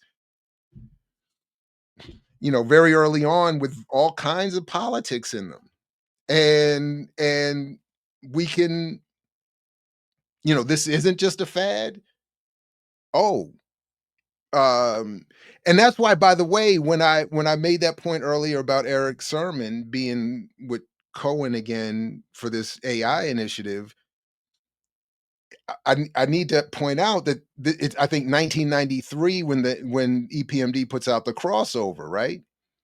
I think, and that was I like think the that's right. last gasp moment of hip hop's critical question that rock and roll had even too, and failed, of maybe we shouldn't be doing commercials and shit. Like, and so Eric Sermon is in a track saying, we don't want this, keep your audience. I don't, keep all that shit. We're not crossing over. And here you are 50 years later, which is supposed to be seen to us as a victory, hugged up with Leo Cohen. So that's the point so I think you're absolutely right to say it that way, that it's like, oh, wait, we can, all right, this is what you're doing. Fine. Yeah. Yeah, and I think it's interesting in the context too of the production of the music in this era, right? Like they make this whole album basically like relatively on a shoestring without, I don't think, even Priority Records, which is just a couple of white dudes. Like it's not Right. this is not super wealthy. I think they started it with $34,000, which is like, yeah, that's a lot of money in that period, but we're not talking about, millions and millions of dollars, right? And so they can make this album, and there is, even within this, as we've talked about, we can have our critiques of it, but there is like social commentary and these other things that are coming up, and that's probably relatively unmediated. It's their own, ideological orientation at the time, etc., right? And but hey, that Rockbox single on MTV, like we have something now. We can get Aerosmith in here, like so yeah, yeah, And again, it's the social consciousness. And again, we got to, just in case there's anybody younger than you, at least, watching this, who might not know, the video is an enormously important component to the development and success of any of these artists. And when you go back and watch that Rockbox video, which I encourage everybody to do, especially doing it without sound, which I think adds something, it's so clear that they're saying, yeah, you might get the album and hear some hard time shit and hear some other shit about poverty, and they might even do a song that's eerily communist, but they're very friendly and they hang out. The white kid is safe. What I mean? He's not being dragged off in an alley. He's safe. He's happy. The dancers are there. You know, it's all good. And that's what I'm trying to say about the colonialism part. That's the whole point. This is as perfect a group as any to put money behind and promote, and because all of that would have been paid for as an advance by the record label. So you can't get it made, you can't get it onto the MTV playlist without executive ad supported corporate interests saying go ahead. And you know, here we are. It's great. Who in the chat is old enough to get the Calgon reference? Flash it to the beat. The real version, the live one with Flash playing the beatbox, is a more authentic example of how early beat machines were being incorporated. I encourage folks to check that out. I mean, I think we probably didn't talk enough about it in this, but we're at 3 hours, so I won't go deep into it. But obviously, like the drum machine element in the 80s is really interesting, and it is this album is kind of in this, yeah, you said sea change earlier. Like it is, there is a change going on in the mode of production, and it is, you know, when we get to Marley Marl, we'll talk about like what happens when you figure out you can sample real drums. So then you don't have to, play these, kind of, I don't even know how to describe it, but these, electronic drum sounds basically that they had synthesizer drums really is what I guess you would say to people. But yeah, the Roland 808 and all of that was it was a huge aspect of this. So, yeah, I just wanted to echo quickly that point that we and I definitely have underemphasized the importance of the technological shifts in this, and I admit I didn't prepare enough to get exactly, again, the chronology. I don't remember exactly when things hit and when they become taken up by producers and brought in. But that is, so I just encourage folks at all interested who don't know already to follow up on that, because the technological shifts and the laws around intellectual property and sampling all are play enormous roles in the shifts in the sound of rap music, and why today's music sounds the way it sounds. I don't think it's appreciated enough that is all. It's not just some authentically natural, hey, we decided we're gonna all do this, and it's all being impacted by European technology, U.S. Intellectual property right law, and so on and so forth. So it's fascinating. Yeah. Yeah, the sampling thing still gets me pissed off when I, think about like all of the incredible creativity that was potential that was there that is lost because of, intellectual copyright law. And it impacts us even do it, like part of the reason we're not showing you all of Rockbox, right? Or whatever, Yeah. right? Is because they'll flag us with a DMCA, violation or whatever. And so, yeah, it's really unfortunate the ways that has impacted so much. But yeah, I mean, I have I have a conversation on De La Soul coming out with Austin McCoy, who just wrote a book that's coming out soon on them, and Hanif Mm, Abdul-Rakib, that will get out closer to when that book is coming out. But I probably, I obviously 3 Feet High and Rising is very important to discussing that history, and so man. we'll probably delve into it, with De La in particular. Rest in peace, Um, Dave. De La is stakes is high. Maybe still, I said for a long time, was absolutely my absolutely singular favorite song ever, from the production to the lyrics to the it is so, they are, man. So I'm glad they're still making music. I'm glad. I didn't know this about the interview or the book coming out, so this is great news. And they were phenomenal live. They were phenomenal, and what they mean. And I know this is the part why you brought them up. What they mean to the history of this legal battle, never mind to music, is a lot. I mean, they're man. yeah. Anyway, yeah. Yeah. Uh, Um, yeah, so this is, yeah, DMC does go through, he said, I remember DMC giving all I did was drink 40s for like 2 years Wow. answer to an interview, which is a very specific trauma response for a guy in those years. Yeah, I mean, he's been his interviews are interesting. Like I didn't get a chance to watch his whole Drink Champs episode, but I imagine that's interesting. He Mm. did struggle with alcoholism for a period, basically, and he partly, said it was in order. He was quite open that the person he was on record and on stage was a very different person from who he was. And so he said basically in order to get himself into that place, he had to drink. And and eventually as they're touring and everything else, he felt the sort of pressure to be in that mode kind of all the time. But there's other stuff. I mean, like again, he was adopted and he didn't know that until he's like 35 years old. Yeah, that's got to be So crazy.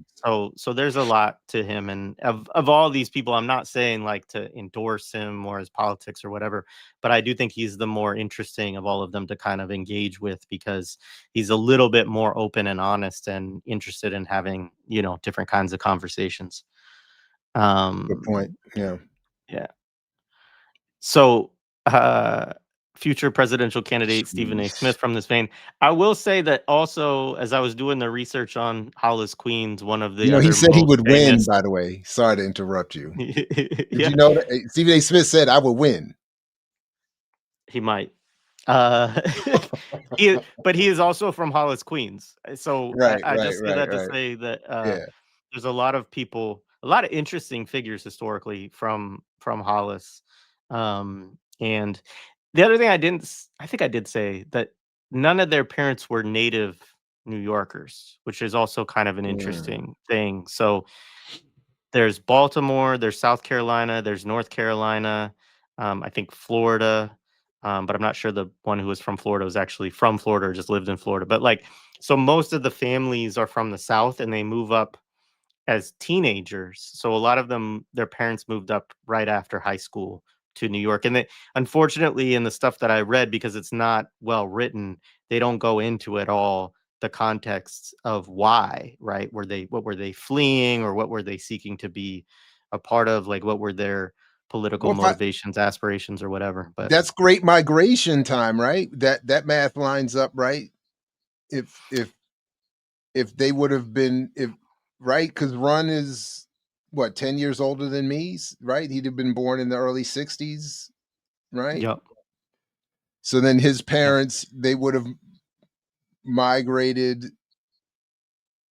I'm what, in the 40s? possibly, yeah.